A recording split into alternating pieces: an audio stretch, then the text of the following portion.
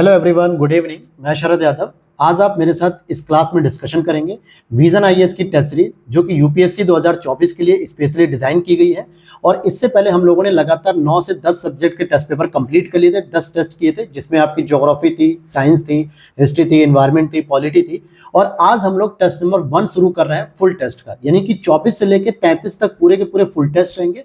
तो यहाँ पर आज हम लोग फुल टेस्ट शुरू कर रहे हैं, जिसमें क्या क्या सिलेबस रहेगा ये आप देख सकते हैं। कंप्लीट सिलेबस के तौर पे Indian constitution, political system and governance, geography, history of India, Indian economy, social development, ecology, environment and general science, और साथ में करंट अफेयर्स। तो ये सारे सब्जेक्ट इसमें इंक्लूड होंगे और इसकी पीडीएफ आपको आज शाम में क्लास के बाद पोस्ट कर दी जाएगी। हालांकि जो 10 टेस्ट की मैंने क्लास कराई थी, 10 टेस्ट की, वो भी ऑलरेडी मैंने पीडीएफ को कल या परसों पोस्ट कर दिया। टेलीग्राम चैनल का लिंक डिस्क्रिप्शन बॉक्स में। और साथ में आपको पता है क्या करना है, हमारे चैनल को फॉलो करना है। प्यार से रेड कलर के बटन को दबाइए और हमारे फैमिली के मेंबर बन जाइए। तो चलिए शुरू करते हैं आपके पहले टेस्ट नंबर, क्वेश्चन नंबर 1 को, यानी ये रहेगा आज से आपका फुल टेस्ट। तो यहाँ पर हम उस अप्रोच से पढ़ते हैं कि कौन कौन से ऐसे फैक्टर हैं जो आपको कॉमन नॉलेज है और जो आपको नहीं भी है, तो वहां से भी आपको कैसे अपनी डूबती नाव को बाहर निकालना है एलिमिनेट मेथड के माध्यम से। ये सारी चीजें आप मेरे साथ इस क्लास में डिस्कस करते हुए सीखें। अब यहाँ पर पहले क्वेश्चन में कुछ प्रमुख ग्रंथ दिए हुए हैं और इसमें पूछा जा रहा है कि उपर्युक्त में से कितने बौद्ध ग्रंथ हैं, जैसे प्रज्ञा पारमिता सूत्र, विमल कीर्ति निर्देश सूत्र, तत्वार्थ सूत्र और भगवती सूत्र। अब देखिए, सूत्र वर्ड का मतलब ही होता है ग्रंथ वगैरह होता है, लेकिन अब ये क्लियर नहीं हो रहा है कि कौन सा आपने बौद्ध धर्म से है या कौन अलग धर्म से। मैं लेकिन आपसे एक उम्मीद करता हूं कि अगर आपने महाजनपद के बारे में पढ़ा होगा, 2 प्रमुख ग्रंथों के बारे में जरूर सुना होगा कि एक अंगुत्तर निकाय बौद्ध ग्रंथ और एक भगवती सूत्र जो कि जैन ग्रंथ है, जिसमें 16 महाजनपद की जानकारी मिलती है। तो यहां से आप भगवती सूत्र को काट सकते हो कि भाई ये तो ग्रंथ नहीं होगा, यानी कि 3 में से कोई भी तीनों हो सकते हैं, 2 हो सकते हैं, 1 हो सकते हैं। प्रज्ञा पारमिता की बात करेंगे तो प्रज्ञा का मतलब होता है जो पारलौकिक ज्ञान की बात करता है, यानी कि ज्ञान की पूर्णता की बात करता है, और ये आपके बौद्ध धर्म से संबंधित है। विमल कीर्ति निर्देश सूत्र, यह भी आपका बौद्ध धर्म से संबंधित है, लेकिन इनमें भी याद रखिएगा कि बौद्ध धर्म में 2 संप्रदाय हैं, एक आपका हीनयान संप्रदाय और एक महायान संप्रदाय। तो ये दोनों ही ग्रंथ दोस्तों किससे संबंधित है? महायान से संबंधित है। महायान में महात्मा बुद्ध को भगवान का दर्जा दिया गया है, जो कि जितने भी प्रमुख शासक हुए जैसे कनिष्क वगैरह, ये सभी ने महायान को ही जो है कि संरक्षण दिया है। तो महायान से संबंधित है, अर्थात बौद्ध धर्म से। और तत्वार्थ सूत्र और भगवती सूत्र, ये दोनों ही आपके जैन धर्म से संबंधित है। अब यहाँ पे प्रश्न का उत्तर क्या बनेगा कि कितने बौद्ध ग्रंथ है, तो केवल 2 बौद्ध ग्रंथ है, यानी पहला और दूसरा, प्रज्ञा पारमिता और विमल कीर्ति निर्देश। लेकिन दोनों ही बौद्ध धर्म की एक शाखा होती है महायान शाखा, उससे संबंधित है। और महायान शाखा में भगवान को बुद्ध को भगवान का दर्जा दिया गया है। ये हो गया। अब अगले प्रश्न की ओर देखते हैं। क्वेश्चन नंबर हमारा 2 क्या कह रहा है? प्रजातियों के शरीर का स्वरूप या आकार गर्म जलवायु में रैखिक और ठंडी जलवायु में अधिक गोलाकार और सघन होता है। दूसरा स्टेटमेंट है, गोल रूपों में सतही क्षेत्रफल और आयतन का अनुपात कम हो जाता है। तो भाई देखा जाए कि यहाँ पर दोनों ही स्टेटमेंट सही भी है, यानी कि कथन 1 और कथन 2 सही है, और कथन 2 कथन 1 की सही व्याख्या भी करता है। तो एकदम बिल्कुल सही बात है। कैसे समझिएगा, जैसे प्रजातियों के शरीर या स्वरूप का जो आकार है वो गर्म जलवायु में रैखिक का मतलब होता है एकदम सीधा खड़ा होकर जो है कि चलते हैं व्यक्ति, यानी पूरे शरीर में जो है कि एनर्जी रहती है। और ठंडी जलवायु में क्या होता है, शरीर गोलाकार हो जाता है, सघन हो जाता है। मैं जानवरों पर ना जाके मैं अगर आपसे पूछना चाहूँ तो आप सामान्यतः गर्मी में जब सोते हैं या कहीं बैठते हैं तो कोशिश करते हैं कि किसी से दूरी बना के रहे, मतलब बॉडी आपकी किसी दूसरे के बॉडी के साथ चिपके ना, पसीजती है, गर्मी महसूस होती है, तो आप कहते हैं भाई मैं एक अलग बेड पे सोऊंगा, अकेले सोऊंगा, पूरा फैल के सोऊंगा। सिंपल सी बात कहते हैं। या फिर आप कहीं बैठते हो चेयर वगैरह पे तो अकेले डिमांड करते हो, लेकिन वही जब सर्दियों का समय आता है तो आप उस रजाई या ब्लैंकेट के अंदर अकेले ही सोते हो, लेकिन एकदम गोल मटोल हो जाते हो, यानी अंदर एकदम सिकुड़ जाते हो। और हर व्यक्ति के साथ ऐसा होता होगा कि जब सोते हैं तो बिल्कुल एकदम सिकुड़ जाते हैं, अर्थात गोलाकार हो जाते हैं, जिसका मतलब है कि सतही क्षेत्रफल और आयतन का अनुपात कम हो जाता है, जिससे ठंडी जो है कि उन्हें कम महसूस होती है। इसीलिए अक्सर हम लोग कंबल वगैरह ब्लैंकेट में क्या होता है, सिकुड़ के सो जाते हैं। तो यही चीजें जो है कि प्रजातियों पर भी देखने को मिलती है, चाहे वो ह्यूमन बॉडीज हो या फिर एनिमल बॉडीज हो। तो दोनों बातें यहाँ पर सही कह रहा है। अगला प्रश्न देखिए, इसी तरीके से जहां पे आपको सीधा सीधा प्रश्न नहीं भी पता हो तो वहां अपने कॉमन सेंस का प्रयोग करना चाहिए, और उस कॉमन सेंस के माध्यम से आप अपने उत्तर को निकाल सकते हो जो आपसे ही रिलेटेड है।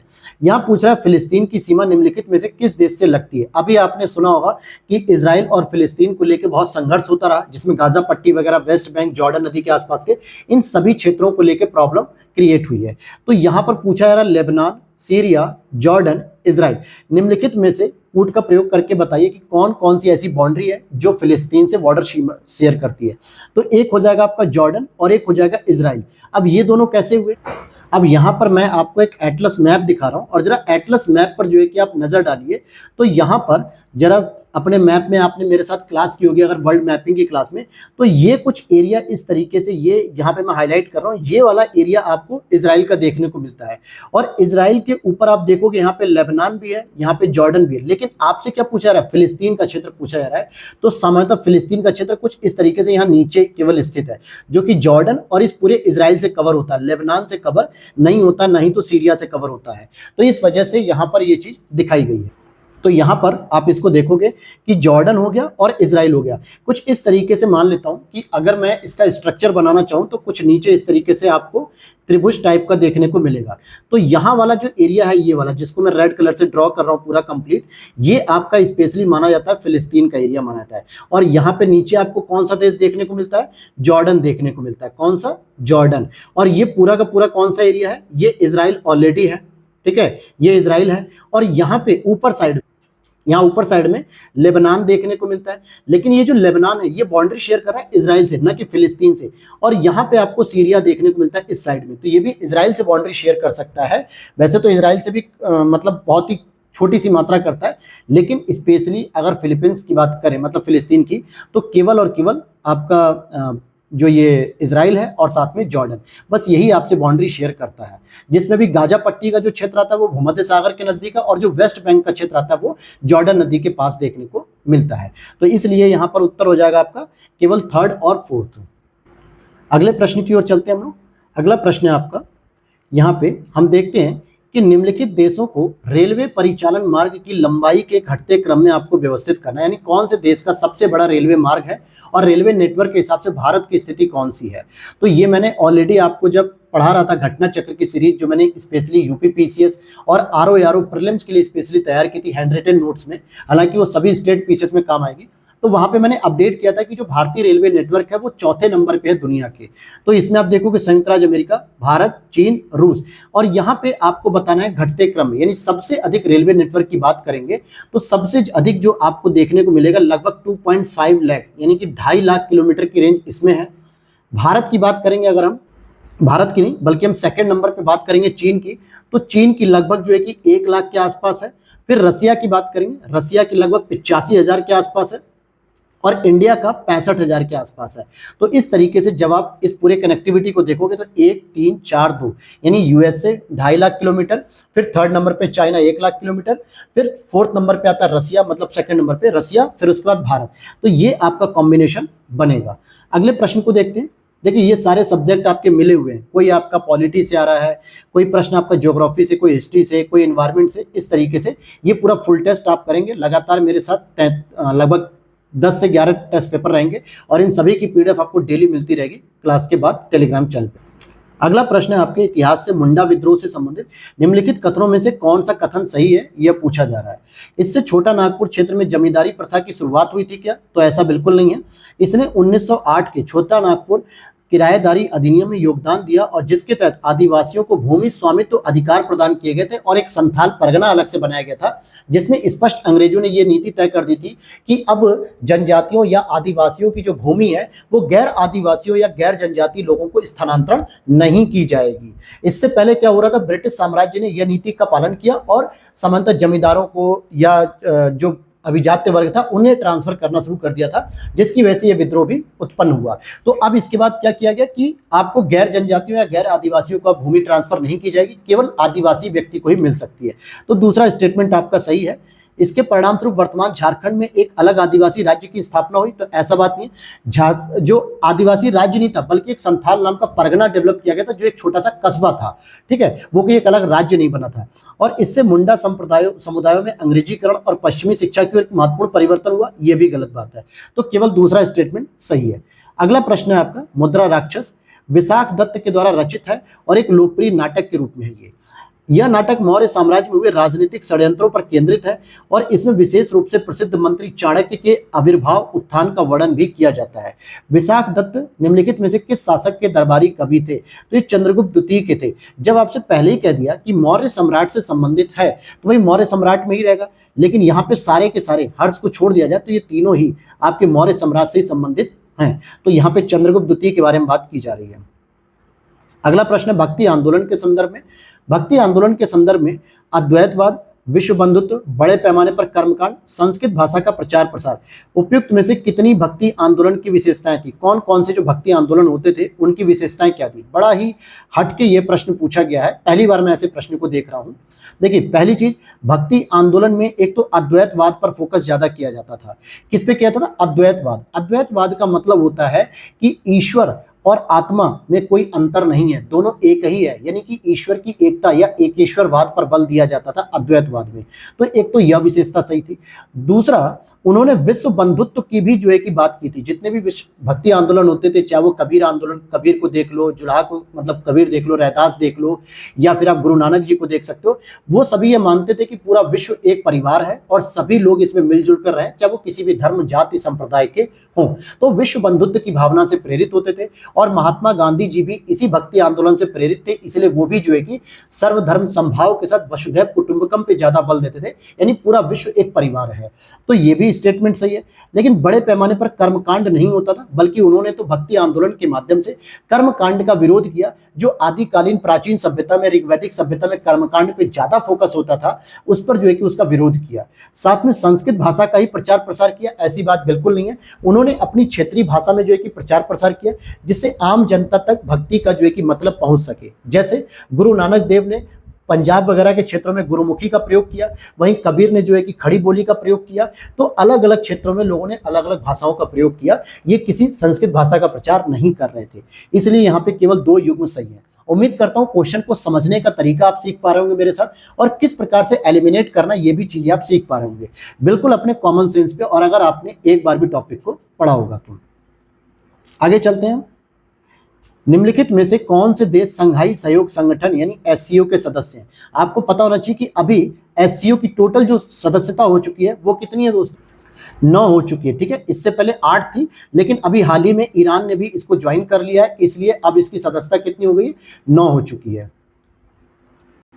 तो इसीलिए यह प्रश्न पूछ लिया गया है। अब यहाँ पे देखिए, चीन इसका सदस्य है, कजाकिस्तान इसका सदस्य है, रूस भी इसका सदस्य है और पाकिस्तान भी इसका सदस्य है, लेकिन इराक नहीं है। इराक की जगह ईरान अगर ऑप्शन होता तो बिल्कुल सही हो जाता, और अजरबैजान नाम का कोई भी देश इसका सदस्य नहीं है। तो 1 2 3 4 6 ये आपको मिलेगा, 1 2 नहीं सॉरी 1 3 4 6 ऑप्शन नंबर ए में मिल जाएगा। अगर मैं इसके बाकी सदस्यों की बात करूं और एससीओ की स्थापना की बात करूं, तो एससीओ की स्थापना स्पेशली 2001 में की गई थी, और शुरू में इसमें जो है कि केवल 5 सदस्य देश थे, फिर रसिया इसमें इंक्लूड होता है, फिर भारत और पाकिस्तान 2017 में इंक्लूड होते हैं, और साथ में जो 23वां शिखर सम्मेलन हुआ एससीओ का भारत की अध्यक्षता में, भारत के अंतर्गत, तो यहाँ पे ईरान 9वें सदस्य के रूप में शामिल हो जाता है। तो इसलिए इसमें आप देख पाओगे ये सारे सदस्य हैं। अगला प्रश्न है राज्य की कार्यपालिका के संदर्भ में। अब यहाँ पे राज्य की कार्यपालिका के बारे में पूछा जा रहा है, अर्थात मुख्यमंत्री, राज्यपाल, इन सब के बारे में बात पूछी जा रही है। यहाँ पे प्रश्न कह रहा है कि परंपराओं के अनुसार विधानसभा में राज्यपाल द्वारा दिया गया अभिभाषण मुख्यमंत्री की अध्यक्षता वाली मंत्री परिषद द्वारा निर्धारित नीति के अनुसार होना चाहिए। पहली चीज ये कह रहा है। दूसरा कह रहा है किसी भी विधेयक को विधानसभा में पेश करने के लिए मुख्यमंत्री की अध्यक्षता वाली राज्य मंत्री परिषद की स्वीकृति अनिवार्य है। तो ऐसी बात तो नहीं है। देखो, पहला स्टेटमेंट तो बिल्कुल सही है, क्योंकि यह एक परंपरा बनती जा रही है। परंपरा का मतलब हो गया कि यहाँ पे संविधान में तो कहीं भी इसका वर्णन नहीं है, लेकिन ऐसी परंपरा है कि जो राज्यपाल का अभिभाषण तय किया जाता है वो मुख्यमंत्री की अध्यक्षता में जो है कि तय किया जाता है कि क्या क्या वो अभिभाषण में बिंदु होने चाहिए जिसपे वो चर्चा करेंगे। तो पहला तो सही है, लेकिन किसी भी विधेयक को विधानसभा में पेश करने के लिए मुख्यमंत्री की अध्यक्षता वाली मंत्रिपरिषद की स्वीकृति की अनिवार्य नहीं है। लेकिन यहाँ पर देखो, किसी विधेयक नहीं, कुछ निश्चित विधेयक होते हैं जहां पर आप प्रस्तुत करने से पहले राज्यपाल की पूर्व अनुमति लेते हो, मुख्यमंत्री की अनुमति नहीं लेते हो, बल्कि राज्यपाल की। और वो भी कुछ निश्चित प्रावधान होते हैं, निश्चित विधेयक होते हैं, जैसे धन विधेयक वगैरह हो गया। इनको प्रस्तुत करने से पहले आपको राज्यपाल की अनुमति लेनी आवश्यक है। तो दूसरा स्टेटमेंट गलत है, और यहाँ पे सही पूछा जा रहा है तो केवल एक सही हो जाएगा। अगले प्रश्न को देखते हैं, क्वेश्चन नंबर 10 को। मैंग्रोव वन से संबंधित प्रश्न है, यानी कि आपका एनवायरनमेंट से रिलेटेड है। यहाँ पूछा जा रहा है मैंग्रोव वनों के विस्तार से कडालुंडी के प्रवासी समुद्री पक्षियों के लिए खतरा उत्पन्न हो रहा है और इस संदर्भ में कडालुंडी मड फ्लैट पारिस्थितिकी तंत्र स्थित है। ये किस राज्य में स्थित है? तो ये केरल में स्थित है। अगला प्रश्न है, फराजी आंदोलन की बात करें, जो कि मॉडर्न हिस्ट्री के अंतर्गत राष्ट्रीय आंदोलन के दौरान फराजी आंदोलन शुरू हुआ था, स्पेशली 1819 के आसपास था, राष्ट्रीय आंदोलन से पहले की बात थी। इसकी शुरुआत पूर्वी बंगाल में दादू मियां द्वारा की गई थी और इसका उद्देश्य इस्लाम को पुनर्जीवित करना था, बंगाली मुसलमानों के बीच सामाजिक न्याय को बढ़ावा देना भी था। तो दूसरा तो सही है देखो, लेकिन पहला गलत है, क्योंकि दादू मियां नहीं बल्कि इसकी शुरुआत की गई थी हाजी शरीयतुल्लाह के द्वारा। किसके द्वारा की गई थी? हाजी शरीयतुल्लाह के द्वारा की गई थी और 1819 में इसकी शुरुआत की गई थी स्पेशली। और यह बात सच है कि ये इसका जो उद्देश्य था वो यह था कि इस्लाम को पुनर्जीवित किया जाए और बंगाली मुसलमानों के बीच में एक सामाजिक न्याय को पैदा किया जाए। तो इसलिए केवल दूसरा स्टेटमेंट तो सही है, लेकिन पहला गलत है। अगला प्रश्न है, मातंगिनी हाजरा के संदर्भ में वह अनुशीलन समिति की सदस्य थी और बंगाल में क्रांतिकारी गतिविधियों में भाग लेती थी। 1942 में राष्ट्रीय ध्वज फहराने के लिए तामलुक पुलिस स्टेशन की ओर एक जुलूस का नेतृत्व करते हुए वो शहीद तो हो गई थी, मतलब शहीद हो गई थी। एक महिला कार्यकर्ता के बारे में पूछा जा रहा है इनके बारे में, तो इसमें दूसरा स्टेटमेंट तो देखो सही है। अगर हम कहें कि 1942 में ये राष्ट्रीय ध्वज फहराने के लिए तामलुक पुलिस स्टेशन, जो कि पश्चिम बंगाल में मिदनापुर जिले के अंतर्गत आता है, तो यहाँ पे एक जुलूस का नेतृत्व कर रही थी, उसी समय ये शहीद हो गई। लेकिन पहला स्टेटमेंट क्या पूछा रहा है कि क्या वो अनुशीलन समिति की सदस्य थी या उन्होंने जो है कि क्रांतिकारी गतिविधियों में भाग भी लिया था? तो ऐसी बात बिल्कुल भी नहीं है, वो अनुशीलन समिति की सदस्य नहीं थी। और यहाँ पर एक और इंपॉर्टेंट बात याद रखना, इनको बूढ़ी गांधी भी कहा जाता है, यानी कि ये गांधीवादी पद्धति से ज्यादा प्रभावित थी और इसलिए क्रांतिकारी तो हो ही नहीं सकती, और ये एक बूढ़ी महिला थी, इसलिए इनको जो है कि बूढ़ी गांधीवादी या कट्टर गांधीवादी महिला भी माना जाता है। तो दूसरा स्टेटमेंट सही है, पहला गलत है।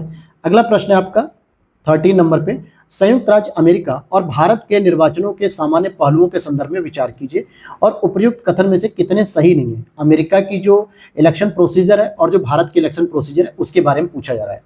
दोनों देश में विकेंद्रीकृत मतदाता पंजीकरण प्रणाली का अनुपालन किया जाता है क्या? विकेंद्रीकृत मतदाता पंजीकरण प्रणाली का अनुपालन किया जाता है क्या? पहली चीज ये पूछा जा रहा है। और दूसरा, दोनों देशों में आम निर्वाचनों के लिए first pass the post system प्रणाली का अनुपालन किया जाता है और दोनों देशों में ईमेल के माध्यम से अनुपस्थित मतदान करने की अनुमति नहीं है। तो देखो यहाँ पे कौन सा सही नहीं है, अगर ये पूछा जाए तो यहाँ पर आप देखोगे कि तीनों ही सही नहीं है, अर्थात कि सभी तीनों सही नहीं है। कैसे नहीं सही है? देखो, दोनों देशों की अगर मैं बात करूं तो देखो, स्पेशली अमेरिका में क्या होता है कि विकेंद्रीकृत मतदाता पंजीकरण प्रणाली का प्रयोग किया जाता है, जबकि भारत में इलेक्शन कमीशन ऑफ इंडिया ही होता है जो केंद्रीकृत मतदाता प्रणाली करता है। यानी कि एक उसके पास पूरी सूची होती है जो आपके जो सामान्य निर्वाचन होते हैं लोकसभा, राज्य विधानसभा के, तो केवल इंडिया का इलेक्शन कमीशन ऑफ इंडिया कराता है, स्टेट इलेक्शन कमीशन इसमें ज्वाइन नहीं करता है। तो इसलिए दोनों में अंतर हो गया। दोनों देशों में आम निर्वाचनों के लिए फर्स्ट पास पोस्ट सिस्टम है। आम निर्वाचन का मतलब होता है जो लोकसभा चुनाव हो रहे हैं, और जो लोकसभा चुनाव इस बार 2024 में first pass the post system का मतलब होता है कि अगर जितने भी कैंडिडेट खड़े हुए हो, जैसे मान लो 5 कैंडिडेट किसी भी क्षेत्र में खड़े हुए हैं, तो इनमें से जिसको सबसे ज्यादा मत प्राप्त होंगे वो व्यक्ति विजयी हो जाएगा। ये व्यवस्था भारत में तो है लेकिन अमेरिका में नहीं है। अमेरिका में क्या होता है, आनुपातिक प्रतिनिधित्व प्रणाली होती है, यानी अगर 5 कैंडिडेट को जितने जितने प्रतिशत के रूप में जो है कि मतदान प्राप्त हुआ है, उतने उतने प्रतिशत के रूप में वो कैंडिडेट जो है कि कांग्रेस अर्थात कि जो वहां की प्रतिनिधि सभा सीनेट है वहां पर ज्वाइन करेंगे। तो भारत में तो है फर्स्ट पास, लेकिन अमेरिका में नहीं, ये भी गलत। दोनों देश में ईमेल के माध्यम से अनुपस्थित मतदान करने की अनुमति नहीं है। तो देखिए, अमेरिका में क्या होता है कि अगर कोई व्यक्ति इलेक्शन के समय अनुपस्थित है, यानी अमेरिका में मौजूद नहीं है, अपने कॉन्स्टिट्यूएंसी में मौजूद नहीं है, तो किसी दूसरी जगह से भी ईमेल के माध्यम से मतदान तो कर सकता है। लेकिन भारत में ईमेल के माध्यम से मतदान नहीं होता। भारत में व्यक्ति को मतदान केंद्र पे आना पड़ता है। इलेक्ट्रॉन जो आपकी जो ईवीएम होती है, इलेक्ट्रॉनिक वोटिंग मशीन के माध्यम से मतपत्र होता है, चुनाव होता है। किसी विशेष परिस्थिति में आप डाक मतपत्र के माध्यम से तो चुनाव डाल सकते हो, लेकिन ईमेल के माध्यम से नहीं। तो तीनों ही विशेषताएं आपस में क्लैश नहीं कर रही हैं, इसलिए सभी तीनों गलत हैं। अगला प्रश्न है मृदा प्रणाली के बारे में। मृदा प्रणाली के प्रमुख घटकों के संदर्भ में निम्नलिखित कथनों पर विचार कीजिए। जीवित जीवों और कार्बनिक पदार्थों का प्रतिशत संगठक मृदा के वातावरण से अधिक होता है। खनिज पदार्थों का प्रतिशत संगठन मृदा के विलयन से अधिक होता है। बहुत ही अच्छा प्रश्न है, लेकिन इस प्रश्न में जो है कि आपको एक जादुई ट्रिक दे दी गई है, घुमाया गया है। तो इसमें दूसरा स्टेटमेंट तो सही है कि जो खनिज पदार्थों का जो प्रतिशत होता है ना, वो संगठन मृदा के विलयन से अधिक होता है। ये बात सही है, क्योंकि इसमें मुख्य रूप से खनिज पदार्थ, कार्बनिक पदार्थ, जल, वायु, सूक्ष्मजीव, ये सभी चीजें पाई जाती हैं। लेकिन अगर मैं कहूं कि जीवित जीवों यानी कि जो जैविक घटक होते हैं और कार्बनिक पदार्थों का प्रतिशत मृदा के वातावरण से अधिक होता है, ये बात गलत है। वो सिंपल जो है कि 5 से 12% तक होता है, जबकि मृदा का जो वातावरण जो प्रतिशत है संगठन का, जो मृदा बनती है, निर्मित होती है कई सारे संगठनों के मिलके, वो 15 से 35% तक होती है। इसलिए पहला गलत है, दूसरा सही है। अगला पॉइंट है या अगला प्रश्न है, यह एक नाट्य शैली है जो मुख्यतः आंध्र प्रदेश और तेलंगाना राज्यों में प्रदर्शित होती है। अब इसी को देख के अगर आप समझ पा रहे हो तो ठीक, वैसे तो स्टेटमेंट में जो व्याख्या दी गई है, मतलब ये जो ऑप्शन दिए गए यहाँ से तो मैं भी नहीं समझ पा रहा हूँ, फिर भी इसमें एक तार वाले वाद्य यंत्र का उपयोग किया जाता है जिसे कलाकार अपने दाहिने कंधे पर धारण करते हैं। तेलंगाना विद्रोह के दौरान लोगों को जागृत करने हेतु इसका व्यापक रूप से प्रयोग किया गया था। ये स्पेशली बुर्रा कथा के बारे में कहा जा रहा है। बुर्रा का अर्थ होता है तंबूरा और कथा का मतलब होता है जो कथा यानी कहानी सुनाई जाती है। तो तंबूरे को दाहिने कंधे पर रखते हुए जो है कि कहानी सुनाई जाती है। ग्रामीण स्तर पर जो है कि लोग पहले आंदोलन के लिए या विद्रोह के लिए लोगों को जागरूक कर रहे थे, तो इसे हम कहते हैं बुर्रा कथा। अगला प्रश्न है, आर्कटिक क्षेत्र से संबंधित है। आर्कटिक क्षेत्र में पाए जाने वाले जीवों में व्यापक भुखमरी और मृत्यु भी होती है। आर्कटिक का मतलब होता है 90 डिग्री नॉर्थ की मैं बात कर रहा हूँ। कार्बन डाइऑक्साइड और मीथेन जैसी प्रमुख ग्रीन हाउस गैसों का उत्सर्जन होता है। मानसून के दौरान अत्यधिक वर्षा की घटनाएं और लंबे समय से निष्क्रिय पड़े जीवाणुओं और विषाणुओं का मुक्त होना। उपयुक्त में से कितने आर्कटिक प्रवर्धन के संभावित परिणाम हो सकते हैं? पहले तो आपको यह समझना चाहिए कि जो आर्कटिक प्रवर्धन होता है ना, इसी को हम लोग ध्रुवीय प्रवर्धन कहते हैं, यानी कि पोलर एम्प्लीफिकेशन होता है, जो सामान्यतः उत्तरी अक्षांशों पे अधिक स्पष्ट रूप से परिलक्षित होती है। घटनाएं जो है कि देखने को मिलती है, जो कलरफुल जो है कि घटनाएं कभी कभी होती है, जो ग्लोबल वार्मिंग की वजह से या फिर ह्यूमन एक्टिविटी की वजह से हो रहा है, ऐसा जो कि वैश्विक तापन की वजह से हो रहा होता है। तो इसमें क्या क्या परिणाम आपको देखने को मिल सकते हैं? भाई भुखमरी और मृत्यु भी बढ़ सकती है। अगर ये ग्लोबल वार्मिंग का ही तो नकारात्मक परिणाम है। भाई ग्लोबल वार्मिंग बढ़ती जाएगी तो आर्कटिक प्रवर्धन यानी जो पोलर वर्टेक्स होते हैं, एम्प्लीफिकेशन, ये घटना लगातार बढ़ती जाएगी। तो अल्टीमेटली आप कह सकते हो कि ग्लोबल वार्मिंग के परिणाम ही पूछे जा रहा है। तो भुखमरी भी बढ़ेगी, ग्रीन हाउस गैसेज में उत्सर्जन भी अधिक होगा, ये भी सही है। मानसून के दौरान अत्यधिक वर्षा हो जाएगी जिससे बाढ़ की संभावना बढ़ेगी, ये भी सही है। और लंबे समय से जो निष्क्रिय पड़े हुए थे जीवाणु और विषाणु, ये अगर मुक्त होने लगेंगे, रिलीज होने लगेंगे, तो ये वायुमंडल को ज्यादा खतरा पहुंचाएंगे। तो ये चारों ही स्टेटमेंट यहाँ पे सही हो जाएंगे। अगला प्रश्न यहाँ पे, यूरोपीय शक्ति और इनकी प्रथम फैक्ट्री की स्थापना, जैसे पुर्तगाल थी, डच थी, फ्रांस थी, तो क्या इन्होंने अपनी इसी जगह पर जो है कि पहली फैक्ट्री को स्थापना किया था? तो यही पूछा जा रहा है आपसे। जैसे पुर्तगालियों की बात करेंगे, इसमें सबसे पहले आपके वास्को डिगामा आते हैं। ठीक है, वास्को डिगामा आते हैं जो कालीकट पहुंचते हैं। और पहली फैक्ट्री हालांकि 1500 ईस्वी में स्थानीय जो हिंदू शासक थे जम्मूरिन, उनकी अनुमति में कालीकट में स्थापित की गई थी। तो ये तो सही है। लेकिन अब आप में से बहुत सारे स्टूडेंट क्या करेंगे, कहेंगे कि नहीं सर, इन्होंने तो 1503 में पुर्तगालियों ने सबसे पहले कोचीन में जो है कि स्थापित की थी। हालांकि कोचीन कालीकट का ही पार्ट था, लेकिन 1503 वाला जो ऑप्शन है वो बाद में आता है। इससे पहले ही 1500 में एक कंपनी स्थापित की थी इन्होंने, कारखाना। तो ये तो सही है। डच की बात करेंगे तो क्या डच लोगों ने भी अपनी पहली फैक्ट्री मसूलीपट्टनम में स्थापित की थी? बिल्कुल सही बात है। इन्होंने 1605 में अपनी पहली फैक्ट्री को डच ने मसूलीपट्टनम में स्थापित किया था।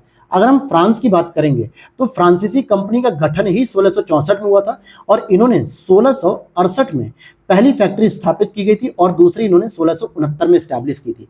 जो पहली फैक्ट्री स्थापित की थी इन लोगों ने, ये की थी इन्होंने सूरत में। ठीक है, 1668 में पहली सूरत में और दूसरी इन्होंने मसूलीपट्टनम या मछलीपट्टनम भी कह सकते हैं। अगर हम पौंडीचेरी की बात करें तो यहाँ पे इन्होंने काफी समय बाद 1673 में स्टैब्लिश की थी। तो यानी ये तो सही नहीं है, क्योंकि ये पहली फैक्ट्री इनकी यहाँ पर नहीं थी बल्कि सूरत में थी। तो पहला और दूसरा सही है, अर्थात केवल 2 युग्म सही है। अगला प्रश्न है आपका इकोनॉमिक्स का, सॉवरेन ग्रीन बॉन्ड फ्रेमवर्क। अच्छा प्रश्न है ये, इसके संदर्भ में पूछा जा रहा है आपसे ये प्रश्न। तो क्या स्टेटमेंट है, जरा इसको हम देख लेते हैं। सॉवरेन ग्रीन बॉन्ड फ्रेमवर्क पुनर्खरीद यानी रेपो लेन देन के लिए पात्र होंगे। परमाणु ऊर्जा उत्पादन और 25 मेगावाट से छोटे जल विद्युत संयंत्रों को इसके फ्रेमवर्क से बाहर रखा गया है। ग्रीन बॉन्ड जारी करने से प्राप्त आय भारत के सार्वजनिक खाते में जमा की जाएगी। अब यहां पर आपको बताना है कि कौन सा सही हो सकता है, तो केवल एक स्टेटमेंट तो सही है दोस्तों। वो कौन सा? केवल पहला वाला सही है कि जो सॉवरेन ग्रीन बॉन्ड होते हैं इनको रेपो यानी कि पुनर्खरीद लेन देन के लिए पात्र माना जाता है। अब आपके समझ में नहीं आएगा रेपो, तो आपको रेपो के बारे में जानने के लिए आपको करनी चाहिए इकोनॉमिक्स की क्लास। और कहाँ की? मैंने इकोनॉमिक्स की मेंस ओरिएंटेड क्लास को शुरू किया, जिसमें प्रीलिम्स कम मेंस की जानकारी देता हूं मैं। जो यूपीएससी लेवल की जो प्रीलिम्स होते हैं, मेंस होते हैं, वो सारे टॉपिक कवर होते हैं। जहां पर रेपो के बारे में मैंने बताया था कि रेपो का मतलब होता है रीपरचेसिंग ऑप्शन, यानी कि पुनः खरीदने की सुविधा होना। और इसमें सामान्यतः सिक्योरिटीज बॉन्ड होते हैं जो आरबीआई रिजर्व रख लेती है बैंकों से और उनको लोन दे देती है, और बाद में जो है कि उनको दोबारा खरीद लेती है आरबीआई बैंकों से, तो इसी को कहते हैं। तो इसमें बॉन्ड हो या सिक्योरिटीज हो, प्रतिभूतियां, ये सब पुनर्खरीदने के पात्र होते हैं। बाकी दूसरा और तीसरा स्टेटमेंट गलत है। तीसरे की अगर हम बात करें कि तीसरा क्यों गलत है, तो देखो ग्रीन बॉन्ड जारी करने से जो प्राप्त आय होती है भारत सरकार के जो है सार्वजनिक मतलब खाते में जमा नहीं होती, बल्कि संचित निधि में जमा किया जाता है, कंसोलिडेटेड फंड में। ठीक है, संचित निधि में जो है कि जमा किया जाता है, सार्वजनिक खाते में नहीं होता। जो पब्लिक फाइनेंस मतलब पब्लिक अकाउंट होता है ना, जो राष्ट्रपति के लोक लेखा निधि कह सकते हो या लोक निधि, उसमें जमा नहीं होता बल्कि संचित निधि में होता है। तो केवल पहला ही सही है, ए ऑप्शन। अगला प्रश्न है आपका व्हाइट बेलिड हेरॉन। इसके संदर्भ में अगर हम बात करें तो ये क्या है भाई? व्हाइट बेलिड हेरॉन की बात करें तो इसमें अगर आप देखोगे ये भारत के लिए स्थानिक है और ये मुख्य रूप से पूर्वी हिमालय में पाए जाते हैं, अर्थात ये कोई जीव जंतु के बारे में है। ये स्वभाव से सामान्यतः एकांतवासी होते हैं और इन्हें अंतर्राष्ट्रीय प्रकृति संरक्षण यानी आईयूसीएन की रेड लिस्ट में संकटग्रस्त प्रजातियों की लाल सूची में क्रिटिकली एंडेंजर्ड के रूप में वर्गीकृत किया गया है। तो दूसरा भी सही है कि ये एक एकांतवासी होते हैं, मतलब ये किनारे पड़े रहते हैं चुपचाप, ये जो है कि एकांतवासी होते हैं। और दूसरा ये आईयूसीएन की रेड लिस्ट में क्रिटिकली एंडेंजर्ड भी हैं। लेकिन यहाँ पे जो पहला स्टेटमेंट है ये गलत है, क्योंकि भारत के लिए स्थानिक नहीं है, यानी कि भारत की लोकल प्रजाति नहीं है, बल्कि भारत पूर्वोत्तर भारत से लेकर बांग्लादेश, म्यांमार, इन सभी क्षेत्रों में पाई जाती है। इसलिए पहला स्टेटमेंट गलत हो जाएगा। ठीक है, तो केवल दो सही है, अर्थात कि बी हो जाएगा। अगला प्रश्न है आपका फ्लेक्सिबल फ्यूल व्हीकल के बारे में पूछा जा रहा है, एफएफवी के बारे में पूछा जा रहा है आपसे। और यहाँ पे हम लोग स्टेटमेंट पढ़ते हैं, इस प्रकार के वाहनों में एक आंतरिक दहन इंजन होता है तथा ये पेट्रोल और डीजल दोनों पर कार्य करने में सक्षम होता है। तो देखिए ये दोनों में जो है कि काम करने का सक्षम होता है कि नहीं होता, ये आपको बताना है। तो असल में इसको देखा जाए तो ये पेट्रोल और इथेनॉल, जो कि डीजल नहीं होता है, पेट्रोल और इथेनॉल का संयोजन होता है, इसलिए ये डीजल इंजन पे तो नहीं चलेगा, ये जब भी चलेगा पेट्रोल पे ही केवल चलेगा, फ्लेक्सिबल फ्यूल व्हीकल। तो ये पहला तो गलत हो गया। फ्लेक्स फ्यूल में एथेनॉल की मात्रा 100% तक हो सकती है, बिल्कुल सही बात है। और एफएफवी को एक ऐसे हाइब्रिड वाहन में भी परिवर्तित किया जा सकता है जो विद्युत का उपयोग करता है, यानी इलेक्ट्रिसिटी जनरेट कर सकता है, यह भी सही है। और विश्व के प्रथम BS6 100% इथेनॉल ईंधन वाले कार वेरिएंट को भारत में ही लॉन्च किया गया है, यह भी बात सही है। तो ये तीनों स्टेटमेंट सही है। ये विश्व की पहली BS6 जो 100% इथेनॉल प्रोडक्शन से जो बनने वाली जो कार है वो भारत में ही लॉन्च की गई। तो 2, 3, 4 सही, इसका मतलब हो जाएगा 20 का सी, यानी केवल 3 स्टेटमेंट सी, पहला वाला गलत है। अगला प्रश्न है आपका यहाँ पे सेकेंडरी मार्केट से संबंधित है, यानी कि द्वितीयक बाजार से संबंधित है यहाँ पे प्रश्न। तो पढ़ते हैं इसको। राइट्स शेयर वे शेयर होते हैं जो कंपनियों द्वारा अपने शेयर धारकों को संचित रिजर्व के पूंजीकरण द्वारा निःशुल्क जारी किए जाते हैं, तो ये गलत है। राइट शेयर जो होते हैं राइट इशू करके होते हैं, एक इक्विटी शेयर होते हैं, यानी राइट इशू कह दो या राइट शेयर कह दो। ये सामान्यतः जो धारित प्रतिभूतियों के अनुपात में जारी की जाती है, जो पहले से शेयर धारक होते हैं कंपनी के, निःशुल्क जारी नहीं की जाती है। दूसरा, डिबेंचर या ऋण पत्र किसी कंपनी द्वारा जारी किए गए बॉन्ड होते हैं जिस पर एक निश्चित ब्याज दर होती है, और ये आमतौर पर ऋण पत्र धारक के पक्ष में कंपनी की संपत्ति के एवज में चार्ज किए जाते हैं, बिल्कुल सही बात है। डिबेंचर या ऋण पत्र का मतलब होता है ये सामान्यतः प्राइवेट सेक्टर जो है कि जारी करते हैं, प्राइवेट कंपनियां जारी करती हैं जो मार्केट से पैसा कमाना चाहती हैं, यानी लोन लेना चाहती है एक तरीके से। तो ये बहुत सारे डिबेंचर या बॉन्ड या ऋण पत्र जारी करते हैं जिसे आप लोग खरीद सकते हैं, और उसके बाद जब भी उसे मैच्योरिटी पीरियड पे आप जब भुनाओगे तो जितना कंपनी ने देने के लिए वादा किया है ना वो पैसा आपको मिलेगा। हालांकि इसमें एक रिस्क होता है कि ये मतलब कि ये नहीं कह सकते कि पूरी विश्वसनीय है, क्योंकि मान लीजिए कंपनी जो है कि अगले 2 महीने में डूब गई तो आपका पैसा फिर कौन देगा। इसीलिए सरकारी निवेश तो ज्यादा बढ़िया माना जाता है, लेकिन ये ऋण पत्र वाला निवेश ज्यादा अच्छा नहीं माना जाता। तो दूसरा सही है। बोनस शेयर मौजूदा शेयर धारकों को पहले से मौजूद शेयरों के अनुपात में जारी की गई प्रतिभूतियां, ये गलत है। ये जो तीसरा वाला स्टेटमेंट है ना ये वाला, ये स्पेशली राइट शेयर के नाम से जाना जाता है, ये राइट शेयर के नाम से जाना जाता है। और अगर चौथे की बात करें, जीरो कूपन बॉन्ड बिना ब्याज वाले बॉन्ड होते हैं जो निवेशकों को शून्य रिटर्न प्रदान करते हैं। अब ये स्टेटमेंट आपको ढंग से पढ़ना चाहिए कि जो जीरो कूपन बॉन्ड होते हैं, हालांकि जीरो कूपन बॉन्ड छूट पर जारी किए जाते हैं, ये बिना ब्याज वाले बॉन्ड नहीं होते, इन्हें अंकित मूल्य पर चुकाया जाता है स्पेशली। ठीक है, तो ये आप कह सकते हो कि शून्य ब्याज तो होता है लेकिन रिटर्न इसका सकारात्मक होता है, यानी इसका पैसा जो है कि कुछ ना कुछ आपको मिलता है, इसलिए ये भी गलत है। तो केवल एक सही है और वो भी दूसरा वाला सही था। देखिए इसी प्रकार से बड़े बड़े प्रश्न आपके सामने यूपीएससी रखेगा और फिर आपको वहां एक प्रश्न को पढ़ने में ही 3-3 मिनट लग जाएगा और ऐसे में आप 2 घंटे में पूरे प्रश्न को भी नहीं पढ़ पाओगे। तो उसके लिए जब आप पूरे मतलब फुल टेस्ट की जब प्रैक्टिस लगातार करते रहोगे तो आपको एक कॉन्फिडेंस आएगा। अगला प्रश्न है, लोक अदालतों के संदर्भ में ये गांधीवादी सिद्धांतों पर आधारित है। लोक अदालत की अध्यक्षता एक वर्तमान या सेवानिवृत्त न्यायिक अधिकारी द्वारा की जाती है।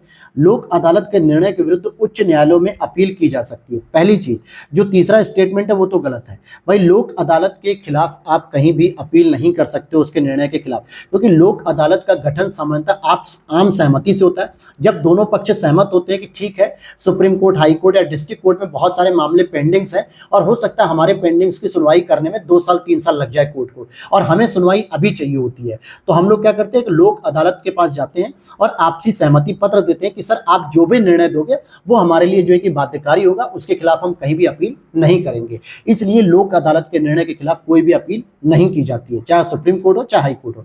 लेकिन एक गांधीवादी सिद्धांतों पर आधारित होती है और लोक अदालत में कोई ना कोई एक न्यायिक अधिकारी ही इसकी अध्यक्षता करता है, तो इसलिए पहला और दूसरा सही है। हालांकि इसके लिए अगर वैधानिक प्रावधान की बात करें तो इसके लिए हम नालसा के नाम से पढ़ते हैं इसको, यानी नेशनल लीगल सर्विसेज एक्ट की बात करें, विधिक सेवा प्राधिकरण अधिनियम 1987, इसी के तहत इसका गठन किया था और ये एक सांविधिक दर्जा भी दिया जाता है इसको। क्या दिया जाता है? सांविधिक दर्जा।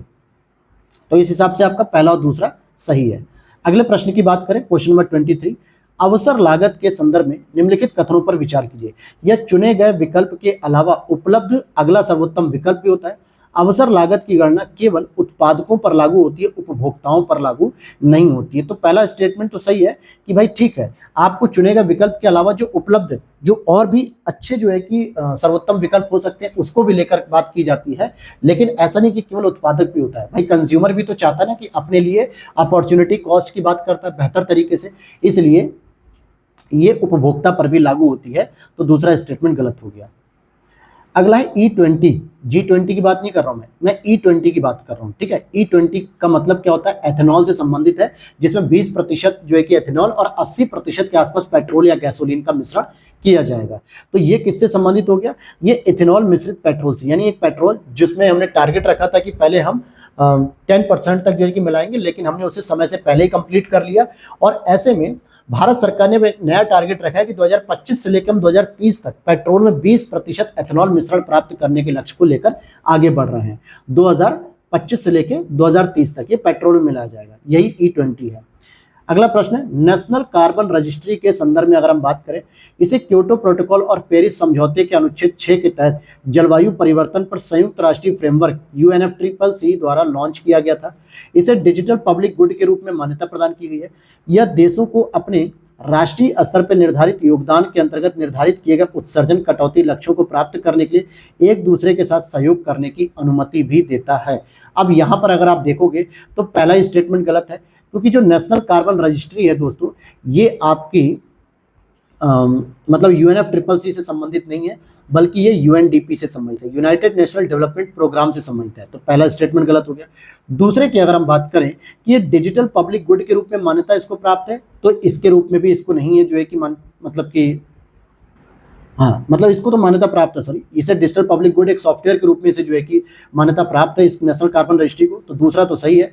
तीसरा की बात करें तो यह देशों को अपने राष्ट्रीय स्तर पर निर्धारित योगदान के अंतर्गत निर्धारित किए गए उत्सर्जन कटौती लक्ष्यों के लिए एक दूसरे के साथ सहयोग करने की अनुमति देता है। तो ऐसी बात नहीं है, इसलिए तीसरा गलत है और केवल एक युग्म सही है, वो है पहला मान लिया जाए, मतलब दूसरा सही है, ए ऑप्शन हो जाएगा।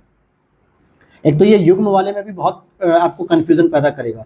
यूपीएससी अब इसी पैटर्न पे आ रहा है धीरे धीरे, और ये एक बहुत ही टफ पैटर्न माना जाता है, क्योंकि इसमें आपको सभी स्टेटमेंट पता होंगे तभी आप उत्तर दे पाओगे। अगला प्रश्न है, बहुक्षेत्रीय तकनीकी और आर्थिक सहयोग के लिए बंगाल की खाड़ी पर यानी कि बिम्स्टेक की बात कर रहा है। Bay of Bengal initiative for multi sectoral technology economic corporation, ये इसकी फुल फॉर्म थी। क्या थी फुल फॉर्म?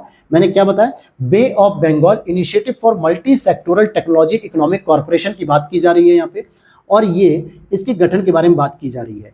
तो क्या है भाई इसके गठन के बारे में? इसका गठन 1997 में बैंकॉक घोषणा पत्र पर हस्ताक्षर करने के बाद किया गया था। बांग्लादेश, भारत, म्यांमार, थाईलैंड इसके संस्थापक सदस्य हैं। यह संप्रभु, समानता, क्षेत्रीय अखंडता, राजनीतिक स्वतंत्रता, शांतिपूर्ण सह अस्तित्व, पारस्परिक लाभ के सिद्धांत पर आधारित है। तो अब यहाँ पर अगर मैं बात करूं तो 1997 में इसकी घोषणा बैंकॉक घोषणा पत्र के द्वारा हुई थी, ये बात तो सही है। लेकिन अगर मैं दूसरे नंबर की बात करूं तो दूसरे नंबर की बात करें तो जब 1997 में इसका गठन किया गया तो बांग्लादेश था, भारत था, थाईलैंड था और एक चौथा जो इंपॉर्टेंट देश था वो था श्रीलंका। केवल 4 देशों ने शुरू में इसका गठन किया गया था। ठीक है, तो इसलिए इसको जो है कि यहां से आपको निकालना पड़ेगा म्यांमार के हिसाब से, तो दूसरा गलत हो गया और तीसरा तो बिल्कुल सही है। तो पहला और तीसरा सही होने की वजह से हम कह सकते हैं कि केवल 2 युग्म सही सुमेलित है, पहला और तीसरा। दूसरा क्यों गलत हो गया? क्योंकि म्यांमार इसका संस्थापक देश नहीं था, बल्कि श्रीलंका, थाईलैंड, भारत और बांग्लादेश, ये 4 देश थे जो इनके संस्थापक सदस्य थे। हालांकि अगर हम बात करें 2004 में तो नेपाल और भूटान भी इसमें शामिल हो जाते हैं। तो इस तरीके से आपने देखा। अगले प्रश्न को देखते हैं। विजयनगर साम्राज्य के संदर्भ में दलवाय और रायसम ये क्या है? ये एक पद है। इसकी अगर हम बात करें तो ये निचले पद क्रम के अधिकारियों को कहा जाता है, जो दलवाय और रायसम कहा जाता था। रायसम सामान्यतः सचिव और लेखाकार होते थे और दलवाय जो थे कमांडर हुआ करते थे। अगला प्रश्न है, नैनो टेक्नोलॉजी से संबंधित है। सौंदर्य प्रसाधन यानी कॉस्मेटिक उत्पादों में उपयोग किए जाने वाले सूक्ष्म कण, संवेदन और संचार क्षमताओं वाले सूक्ष्म वायरलेस सेंसर, कृत्रिम बुद्धिमत्ता सक्षम कणकीय पदार्थों का फिल्टर या एक प्रकार का धूल प्रतिरोधी पेंट। तो नैनो टेक्नोलॉजी के अंतर्गत स्मार्ट डस्ट क्या है? स्मार्ट डस्ट के बारे में पूछा जा रहा है, तो ये स्पेशली बी ऑप्शन हो जाएगा कि संवेदन और संचार क्षमताओं वाले जो सूक्ष्म वायरलेस सेंसर होते हैं ना, इसके बारे में कहा रहा है, यही स्मार्ट डस्ट होता है। और नैनो टेक्नोलॉजी का जो मानक होता है वो 10⁻⁹ होता है नैनोमीटर, बहुत ही छोटा मानक है ये। अगला प्रश्न है, किसी अर्थव्यवस्था में पूंजी अंतर्वाह के संदर्भ में निम्नलिखित परिदृश्यों पर विचार किया। पूंजी अंतर्प्रवाह यानी ये स्पेशली अगर आपको देखा जाए तो मैं आपको पढ़ाने वाला हूं इकोनॉमिक्स की मेंस की क्लास में बीओपी, जिसके अंतर्गत एक होता है करंट अकाउंट डेफिसिट सीओडी और एक होता है आपका कैपिटल अकाउंट। ठीक है, एक तो हो गया करंट अकाउंट चालू खाता और एक होता है आपका कैपिटल अकाउंट। यहाँ पे ये सीओडी मतलब कि जो बीओपी था इसके अंतर्गत एक होता है सीएडी कैड, ठीक है, करंट अकाउंट डेफिसिट, और एक होता है कैपिटल अकाउंट इनफ्लो आउटफ्लो। तो ये इसी के बारे में बात कर रहा है। तो यहाँ पूछ रहा है घरेलू मुद्रा का अधिमूल्यन, घरेलू मुद्राओं की प्रतिस्पर्धात्मक का कमजोर होना या विदेशी मुद्रा भंडार में कमी। तो कितने पूंजी अंतर्प्रवाह के संभावित परिणाम हो सकते हैं? पहले तो आपको यह जानना चाहिए कि पूंजी अंतर्प्रवाह का मतलब होता है कैपिटल इनफ्लो, अर्थात किसी देश में आने वाली पूंजी की मात्रा को संदर्भित करता है और ये विदेशी निवेश के रूप में भी हो सकती है। जैसे अगर हम कहें भारत में कितना पैसा आ रहा है तो ये कहीं ना कहीं हमारे लिए एक एसेट का काम कर रहा है ना, एसेट, लायबिलिटी नहीं है, एसेट के रूप में काम कर रहा है, क्योंकि इसमें कहीं ना कहीं हम निवेश के रूप में प्राप्त कर रहे हैं। तो सबसे इंपॉर्टेंट चीज क्या होगी कि इसमें पहला तो सही है कि घरेलू मुद्रा का अधिमूल्यन हो सकेगा। ठीक है, अधिमूल्यन होगा यानी कि एप्रिसिएशन होगा, इसमें वैल्यू बढ़ेगी हमारे घरेलू मुद्रा की डॉलर की अपेक्षा। वहीं घरेलू उद्योगों को प्रतिस्पर्धात्मकता का कमजोर होना, भाई घरेलू इंडस्ट्री जो है कि कमजोर हो जाएगी, क्योंकि यहाँ पे मल्टीनेशनल कंपनीज आएंगी जो बड़े बड़े इन्वेस्टमेंट लेके आएंगी, तो घरेलू उद्योग तो कमजोर होगा। तीसरा, विदेशी मुद्रा भंडार में कमी नहीं होगी बल्कि वृद्धि होगी। जब हम पूंजी प्रवाह में पढ़ रहे हैं, अंतर प्रवाह में, कि हमारे यहाँ बड़ी मात्रा में एफडीआई आ रहा है और बड़ी मात्रा में जो एफडीआई आ रहा है वो डॉलर के रूप में आ रहा है, तो डॉलर आने से विदेशी मुद्रा भंडार में कमी नहीं हो रही बल्कि वृद्धि हो रही है। इसलिए तीसरा यहाँ पे अपोजिट लिखा था, तो केवल 2 आपके सही होंगे, पहला और दूसरा। अगला प्रश्न यहाँ पे स्वामित्व योजना के बारे में बात करेंगे। यह पंचायती राज मंत्रालय की एक प्रमुख योजना है। इसका उद्देश्य ग्रामीण युवाओं को कौशल विकास हेतु प्रशिक्षण प्रदान करना और उन्हें रोजगार योग्य बनाना। तो आप देखोगे कि पहला तो सही है कि भाई ये पंचायती राज से संबंधित है। हालांकि इसकी शुरुआत जो है कि 2020 में की गई थी। 2020 में 24 अप्रैल जो कि पंचायती राज दिवस होता है उस समय पे इसको शुरू किया गया था। लेकिन इसमें जो लिख रहा है ना दूसरा स्टेटमेंट कि इसका उद्देश्य ग्रामीण युवाओं को कौशल विकास के लिए ट्रेनिंग देना वगैरह, ये सब नहीं था। सिंपल सी बात है, इसका उद्देश्य था कि भाई एक एक संपत्ति का सत्यापन करना, या यूं कहें कि जो घरौनी जिसे हम कहते हैं, आपने सुना होगा घरौनी, यानी कि जो लोगों के घर हैं गांव में उनको एक कागज देना, मतलब कि खतौनी भी कह दो, घरौनी कह दो, जिन लोगों के पास जो आबादी में घर बना लिया, जिन्होंने सड़कों के किनारे बना लिया, उनके पास कोई जमीन या घर के पेपर नहीं है, तो सरकार उनको जो है कि वर्तमान समय में जियो टैगिंग करके उनको स्वामित्व प्रदान करेगी उन घरों के ऊपर, उनको एक घरौनी यानी कि पत्र देगी। ये कोई ट्रेनिंग कार्यक्रम नहीं था, तो पहला सही है। अगला प्रश्न है 31 पे, कथन नंबर 1 है अधिक वर्षा और प्रचुर वनस्पति के बावजूद सदाबहार वर्षा वनों में बीज जल्दी अंकुरित नहीं होते हैं। दूसरा, निम्न गुणवत्ता वाली सतही मृदा और प्रकाश की अनुपस्थिति सदाबहार वनों में एक सीमित कारक है। बिल्कुल सही बात है यहाँ पे कि अगर आप देखोगे, अगर इसके स्टेटमेंट की बात करूं तो दोनों ही सही हो जाएंगे। कैसे?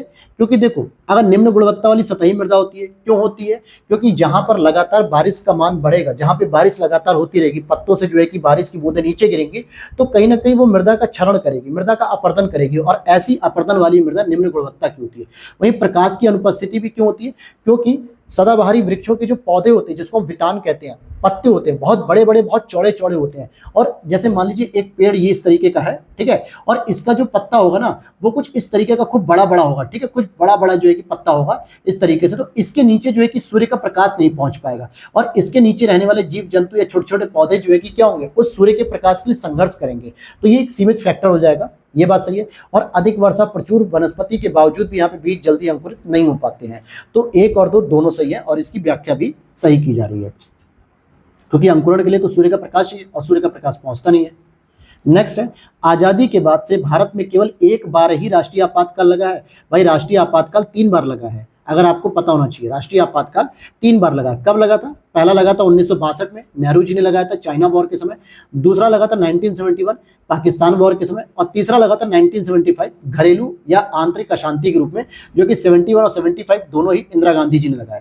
तो पहला स्टेटमेंट तो गलत हो गया।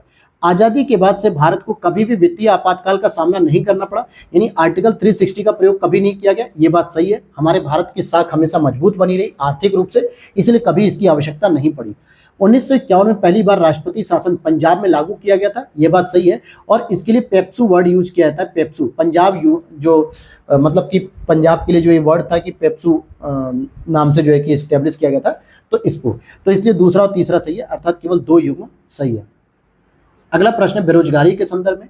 अगर हम बेरोजगारी की बात करें तो क्या कहता है? बेरोजगारी के संदर्भ में हतोत्साहित श्रमिक शब्द ये जो है क्या अर्थ इंडिकेट करता है? तो एक श्रमिक जिसने इस धारणा के कारण नौकरी की तलाश छोड़ दी कि कोई नौकरी उपलब्ध है ही नहीं, यानी उसे लगता है कि यार रोजगार है ही नहीं, तो हम क्या ही मेहनत करें जो है, इसलिए उसने नौकरी की तलाश करना ही छोड़ दिया।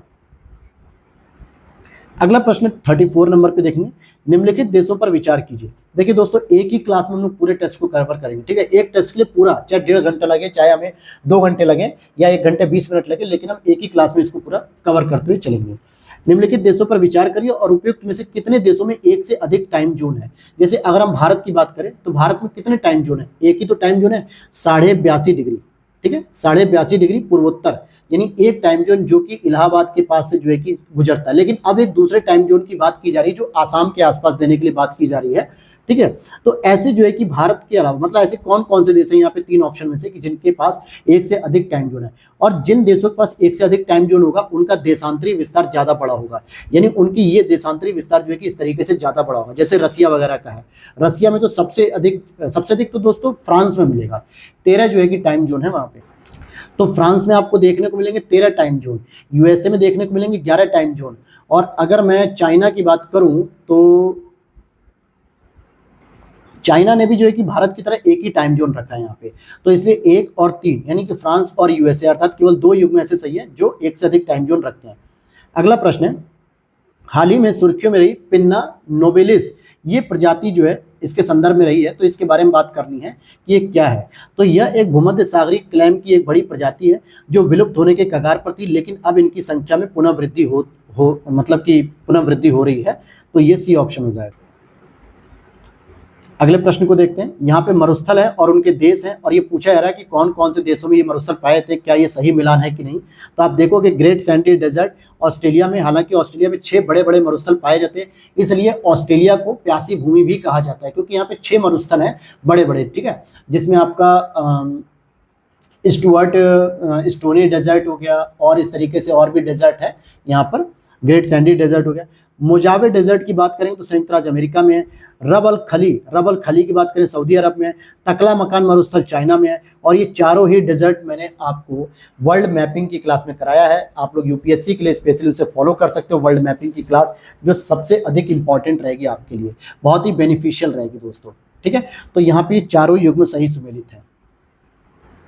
अगला प्रश्न है आपका 37, हाथ से मैला उठाने वाले कर्मियों के नियोजन का प्रतिषेध और उनका पुनर्वास अधिनियम 2013 इसके संदर्भ में पूछा जा रहा है। क्या पूछा जा रहा है कि कोई भी व्यक्ति या एजेंसी जो किसी भी व्यक्ति को हाथ से मैला ढोने के काम में नियोजित करती है उसे 2 वर्ष तक का कारावास हो सकता है, और अधिसूचित सुरक्षात्मक गियर की सहायता से मल साफ करने के कार्य में नियोजित व्यक्ति को मैनुअल स्क्वेंजर नहीं माना जाएगा। तो ये दोनों ही स्टेटमेंट सही है आपके, तो 37 का सी हो जाएगा।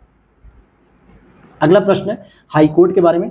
उच्च न्यायालय के न्यायाधीशों को हटाने से संबंधित बात की जा रही है यहाँ पे, इसकी प्रक्रिया के बारे में। उच्च न्यायालय के न्यायाधीशों को उसके पद से राष्ट्रपति के आदेश द्वारा हटाया जा सकता है। ध्यान से समझना, राष्ट्रपति के आदेश द्वारा, बिल्कुल सही बात है। और राष्ट्रपति पद से हटाने का आदेश तभी जारी कर सकते हैं जब संसद द्वारा उसके समक्ष उसी सत्र में ऐसी पद मुक्ति के लिए समावेदन प्रस्तुत किया गया हो, ये भी सही बात है। और ऐसा समावेदन संसद के प्रत्येक सदन से, यानी लोकसभा से अलग, राज्यसभा से अलग, विशेष बहुमत द्वारा समर्थित होगा तभी होगा। तो बी ऑप्शन हो जाएगा, 1, 2, 3 तीनों ही बातें यहाँ पर सही है। और विशेष बहुमत का मतलब क्या होता है? उपस्थित और मतदान करने वालों की संख्या कम से कम 2/3 होनी चाहिए। अगला प्रश्न है पारिस्थितिकी निकेत यानी इकोलॉजिकल नीचे की बात करेंगे, अगर हम नीच की बात करेंगे तो इसके संदर्भ में यह पारिस्थितिकी तंत्र के केवल जैविक कारकों पर निर्भर होता है। ध्यान देना, केवल वर्ड आ गया, एक स्टैटिक वर्ड आ गया, यानी ऐसा वर्ड आ गया जो एब्सोल्यूट वाला होता है।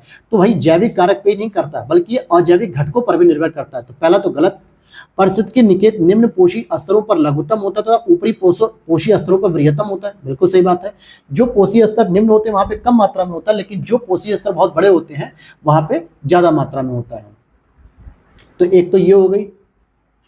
और यदि किसी विशेष प्रजाति के विलुप्त होने या दूसरे पारिस्थितिकी तंत्र में प्रवास के कारण यदि कोई निकेत रिक्त होता है तो दूसरी प्रजाति उसका स्थान ग्रहण कर सकती है, ये बात बिल्कुल सही है। तो केवल 2 स्टेटमेंट सही, दूसरा और तीसरा, पहला तो गलत है। आगे चलते हैं, क्वेश्चन नंबर 40 पर देखते हैं। निम्नलिखित निकायों या संगठनों में से कौन सा भारत में ईज ऑफ डूइंग बिजनेस यानी कि व्यवसाय की सुगमता में सुधार के लिए व्यापार सुधार कार्यक्रम योजना ब्रैप के नाम से जानते हैं, इसको तैयार कर रहा है? तो इसे कौन तैयार कर रहा है भाई? इसको तैयार करने के लिए आपके वाणिज्य और उद्योग मंत्रालय काम कर रहे हैं, जिसके अंतर्गत अगर आप देखोगे तो एक DPIIT जो विभाग है, डिपार्टमेंट ऑफ प्रमोशन इंडस्ट्रियल, जो ठीक है, तो इसके लिए जो डिपार्टमेंट है वो इसके लिए काम कर रहा है। हालांकि इसकी अगर हम बात करें तो जो ब्रैप है ये वर्ल्ड बैंक की ease of doing business report पे आधारित है, किसके? वर्ल्ड बैंक से रिलेटेड भी है, तो बी ऑप्शन हो जाएगा। अगला प्रश्न है आपका, संवैधानिक या सांविधिक पदों पर विचार करते हैं और कितने राष्ट्रपति द्वारा नियुक्त किए जाते हैं? संयुक्त राज्य लोक सेवा आयोग के अध्यक्ष यानी कि JPSC कहते हैं इसको, joint public service commission, Jharkhand public नहीं, ज्वाइंट पब्लिक सर्विस कमीशन, तो ये बात तो सही है। वित्त आयोग के सदस्य यानी कि आर्टिकल नंबर 280 के तहत, यह भी सही है। राष्ट्रीय मानवाधिकार का आयोग का अध्यक्ष, यह भी सही है। केंद्रीय सतर्कता आयोग के सदस्य, यह भी सही है। और भाषाई अल्पसंख्यकों के लिए विशेष अधिकारी, यह भी सही है। इन पांचों की ही नियुक्ति क्या करते हैं? राष्ट्रपति महोदय करते हैं, तो अर्थात कि आपका डी ऑप्शन हो जाएगा, सभी पांचों की नियुक्ति। अगला प्रश्न सेंसर्स की बात करें, संवेदकों पर विचार कीजिए, जैसे एक्सेलेरोमीटर, जाइरोस्कोप और वायु दाब मापी। उपयुक्त में से कितने संवेदक सामान्य तौर पर फिटनेस ट्रैकर के रूप में यूज किए जा सकते हैं? फिटनेस ट्रैकर के रूप में पूछा जा रहा है, जो आपकी बॉडी की फिटनेस है किसी चीज के, तो आप देखोगे एक्सेलेरोमीटर का भी प्रयोग हो सकता है, जाइरोस्कोप का भी हो सकता है और वायु दाब का भी हो सकता है। ठीक है, अगर हम एक्सेलेरोमीटर की बात करें तो इसको हिंदी में कहते हैं त्वरण मापी, जो त्वरण का मापन करता है। और जाइरोस्कोप की बात करें तो इसको हम घूर्णनदक्षी कहते हैं, और बैरोमीटर या वायु दाब मापी को बैरोमीटर कहते हैं। अगले प्रश्न की बात करें, क्वेश्चन नंबर 43, यहाँ पे पॉलिटिकल सिस्टम से प्रश्न पूछा जा रहा है कि first pass the post system निर्वाचन प्रणाली के संदर्भ में निम्नलिखित कथनों में से कौन सा सही नहीं है? तो 3 तो सही है, तो सही वाला भी पकड़ना है, और जो गलत है वो क्यों गलत है ये भी पढ़ना है। इस प्रणाली के तहत प्रत्येक निर्वाचन क्षेत्र से एक ही प्रतिनिधि को निर्वाचित किया जाता है, बिल्कुल सही बात है। जैसे आपके जिले में अगर एक लोकसभा सीट है, ठीक है, आपके जिले में अगर आपका जिला छोटा है सामान्यतः तो एक लोकसभा सीट होगी, वहां से भले 5-6 कैंडिडेट खड़े होंगे, लेकिन जिसको सबसे अधिक वोट मिलेगा वो जीत जाएगा, तो केवल एक कैंडिडेट निर्वाचित हुआ। इस प्रणाली के तहत मतदाता एक उम्मीदवार के पक्ष में अपना मत देता है, बिल्कुल। यहाँ पर जो वोटर लिस्ट में, मतलब कि जब आप चुनाव में वोट देने जाते हो इलेक्ट्रॉनिक वोटिंग मशीन में, तो वहाँ पे 5-6 कैंडिडेट की लिस्ट होती है, आप केवल किसी एक को मत देते हो अपना वोट जिताने के लिए, तो ये हो गया सही। इस प्रणाली के तहत बहुमत यानी कि 50% प्लस 1 नहीं प्राप्त करने वाला उम्मीदवार भी विजयी प्राप्त कर सकता है। बिल्कुल सही बात है। इसमें बहुमत का मतलब ये नहीं कि 50% प्लस 1, कोई भी बहुमत। मान लेते हैं कि यहाँ पे 5 कैंडिडेट खड़े हैं, एक को मिल गया 33% मतदान, और एक को मिला 13% मतदान, एक को मिला 17% मतदान, और एक को मिल गया मान लीजिए कि 42% मतदान। तो 42% वाला ही जीत जाएगा इसमें, जबकि इसे 50% तक भी नहीं मिला, लेकिन सबसे ज्यादा मिला और ये जीत गया। इस प्रणाली के तहत किसी राजनीतिक दल को प्राप्त वोटों के प्रतिशत के अनुपात में सीटें मिलती हैं, ये बात गलत है। ये वाला जो होता है सिस्टम ना, ये सूची पद्धति में होता है, सूची पद्धति में, जबकि फर्स्ट पास द सिस्टम में जितने आप कैंडिडेट जीत के आए हो उतने ही आपको सीटें मिलेंगी, उससे ज्यादा नहीं मिलेंगी। अगला प्रश्न है, भारतीय परिषद अधिनियम 1909 के संदर्भ में निम्नलिखित कथनों पर विचार कीजिए। इस अधिनियम के माध्यम से प्रांतीय परिषदों में गैर सरकारी बहुमत की शुरुआत की गई थी। मुसलमानों के लिए पृथक निर्वाचक मंडल के अलावा मुस्लिम मतदाताओं के लिए आय योग्यता भी हिंदुओं की तुलना में कम रखी गई थी। केंद्रीय विधान परिषद में मुसलमानों के अलावा ब्रिटिश पूंजीपतियों और जमींदारों के लिए सीटें आरक्षित की गई थी। बहुत ही अच्छा प्रश्न है यहाँ पर। तो ये तीनों ही स्टेटमेंट आपके सही हैं, ठीक है। 1909 जिसे हम मार्ले मिंटो सुधार के नाम से जानते हैं, यहाँ पर गैर सरकारी बहुमत की शुरुआत की गई थी, जो सरकारी नहीं थे लेकिन गैर सरकारी थे, जिनको चुनाव नियुक्त किया गया था।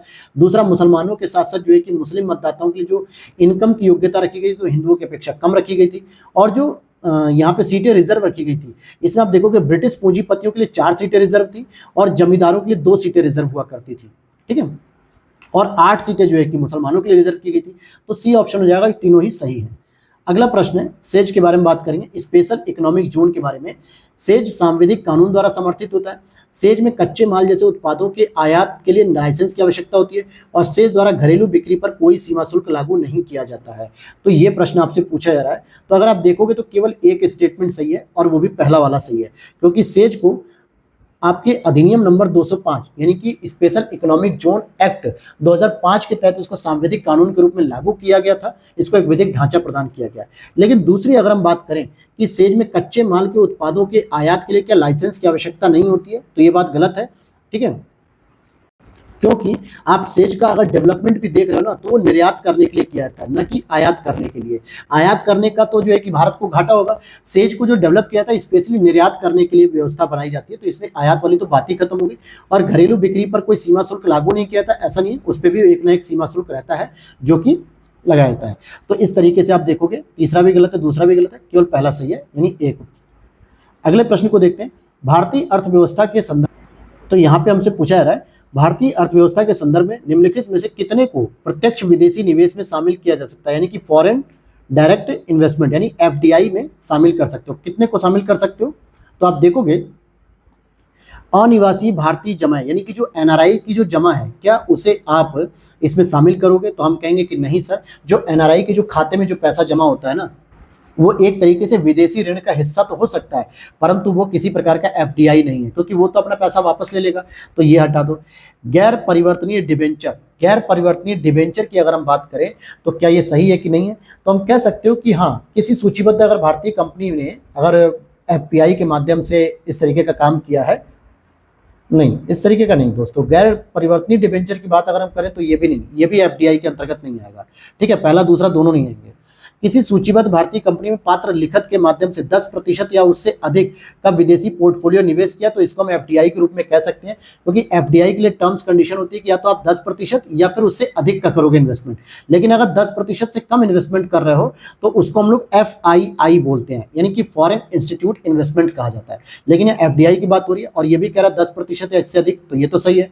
किसी गैर सूचीबद्ध भारतीय कंपनी में भारत के बाहर के निवासी व्यक्ति द्वारा इक्विटी लिखत के माध्यम से अगर निवेश किया था, तो ये भी सही है। तो आपके केवल 2 सही हो जाएंगे, इसका मतलब बी सही होगा, ठीक है, तीसरा और चौथा। अगला प्रश्न है, भारतीय संसद में अध्यक्ष के पद के संदर्भ में निम्नलिखित कथनों पर आपको विचार करना है। तो भाई अध्यक्ष के पद के बारे में जरा बात कर लेते हैं। जब भी लोकसभा का विघटन होता है, अध्यक्ष अपना पद रिक्त नहीं करता है। नवनिर्वाचित लोकसभा की बैठक होने तक वो अपने पद पर बना रहता है, यानी जब तक उसका उत्तराधिकारी नया अध्यक्ष ना आ जाए। बिल्कुल सही है। वह लोकसभा की सभी संसदीय समितियों के अध्यक्ष की नियुक्ति करता है, यह भी सही है। वरीयता क्रम में उसका पद प्रधानमंत्री को छोड़कर सभी कैबिनेट मंत्रियों से ऊपर होता है। बिल्कुल सही बात है, कैबिनेट मंत्रियों से ऊपर दर्जा होता है इसका, यह भी सही है। तो तीनों ही स्टेटमेंट यहाँ पे सही है, तो इसका हो जाएगा सी ऑप्शन। अगले प्रश्न को देखते हैं 48 नंबर पे। 7 शिखर 7 पारंपरिक महाद्वीपों में से प्रत्येक में स्थित सबसे ऊंचे पर्वत हैं। पर्वतारोही समुदायों में ऐसे कई अन्य लक्ष्यों और चुनौतियों के साथ साथ इन शिखरों की चोटियों तक पहुंचना महत्वपूर्ण उपलब्धि माना जाता है। कौन सी चोटी 7 शिखरों के अंतर्गत शामिल नहीं है? भाई 7 शिखर के अंतर्गत कौन सी चोटी ऐसी है जो नहीं आती है? तो अगर आप देखोगे वो है माउंट नरोदनाया। ठीक है, माउंट नरोदनाया नहीं आती, बाकी mount Vinson, mount Denali, mount Aconcagua, ये सभी जो है कि अलग अलग जो है कि कहीं ना कहीं एक न एक आपको मिलेंगे हर एक कॉन्टिनेंट में सबसे ऊंची। अगला है कभी कभी सुर्खियों में रहने वाला प्रोजेक्ट तमारा ये किससे संबंधित है भाई? तो ये जल की गुणवत्ता को प्रबंधित करने के लिए प्रौद्योगिकी द्वारा संवर्धित एक स्मार्ट वातायन प्रणाली है। तो जल की गुणवत्ता को मतलब बात करेगा वाटर बॉडीज की गुणवत्ता पे, इसलिए इसको आप कह सकते हो कि प्रोजेक्ट तमारा।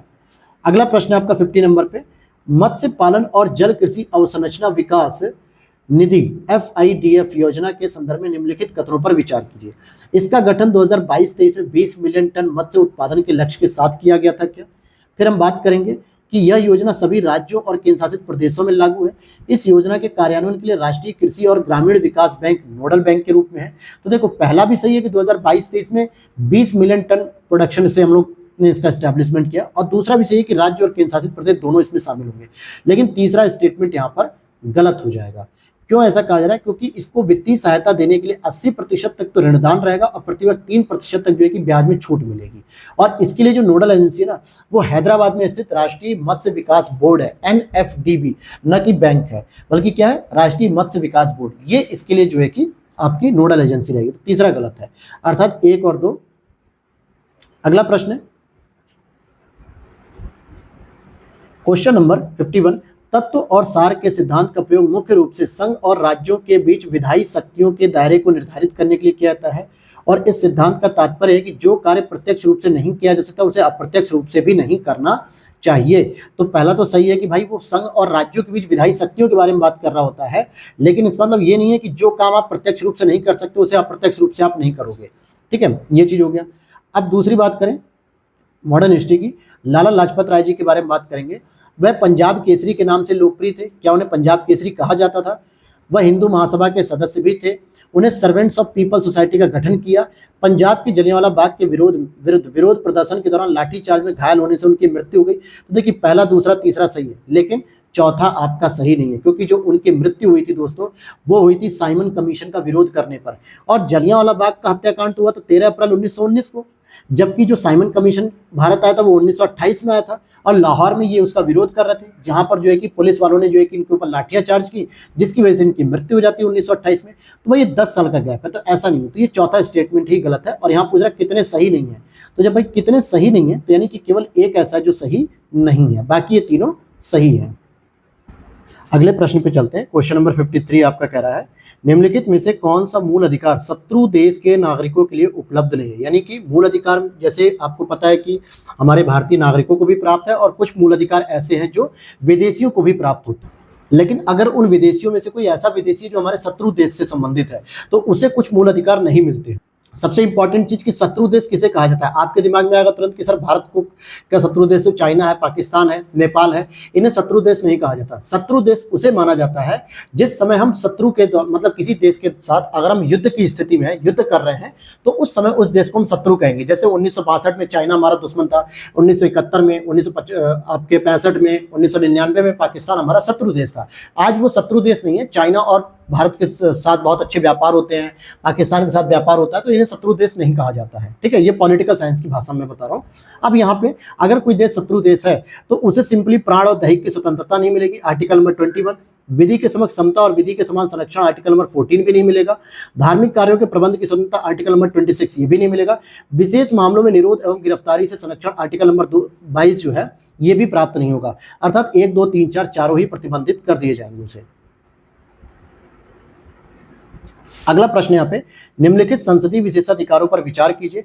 सदन की बैठक जारी रहने के दौरान दीवानी मामलों में सदस्यों की गिरफ्तारी और निरोध से उन्मुक्ति प्रदान की गई है। स्पेशली दीवानी मामलों में सदन के सदस्यों को सदन की कार्यवाही के संबंध में न्यायालयों में साक्ष्य देने हेतु बाध्य नहीं किया जा सकता, और सदन में कही गई किसी भी बात के संबंध में निम्नलिखित सदस्यों में से किसी भी न्यायालय में समक्ष कार्रवाई की उन्मुक्ति प्राप्त होती है। तो अगर आप देखोगे तो यहाँ पर पूछा जा रहा है कि कौन सा कथन सही है, कौन सा कथन सही नहीं है। तो यहाँ पर अगर मैं बात करूँ अच्छा, प्रश्न ये पूछ रहा है दोस्तों कि संसदीय विशेषाधिकार, एक होता है व्यक्तिगत विशेषाधिकार और एक होता है संसदीय विशेषाधिकार की बात कर रहे होते हैं, ठीक है।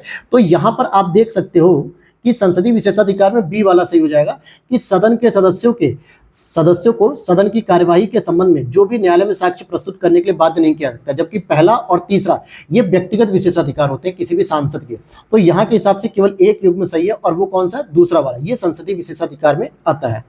अगला प्रश्न है, प्लेट विवर्तनी के संदर्भ में बडाती बेनियोव जोन, ये कौन से संबंधित होते हैं? बडाती बेनियोव जोन की अगर हम बात करें तो आप देखोगे ये क्षेपण मंडल भी कहा था, यानी जहां पे जो प्लेटें होती है वो सबडक्शन करती हैं। हालांकि इसकी जानकारी मैं वर्ल्ड ज्योग्राफी की मेंस ओरिएंटेड जो क्लास करा रहा हूँ वहां पर मैं डिटेल से बता भी रहा हूँ। यह अभिसारी प्लेट सीमाओं पर घटित होती है, जहां दो प्लेटें एक दूसरे की ओर संचरित होती है, यानी कि एक प्लेट इस तरीके से आगे की ओर बढ़ती है और दूसरी प्लेट कुछ इस तरीके से आगे की ओर बढ़ती है और ये सबडक्शन वाला जोन हो जाता है। और इसका गहरी समुद्री खाइयों के निर्माण में सीधा संबंध होता है, जो समुद्र की गहरी खाइयां बनती है यहाँ पर इस तरीके से।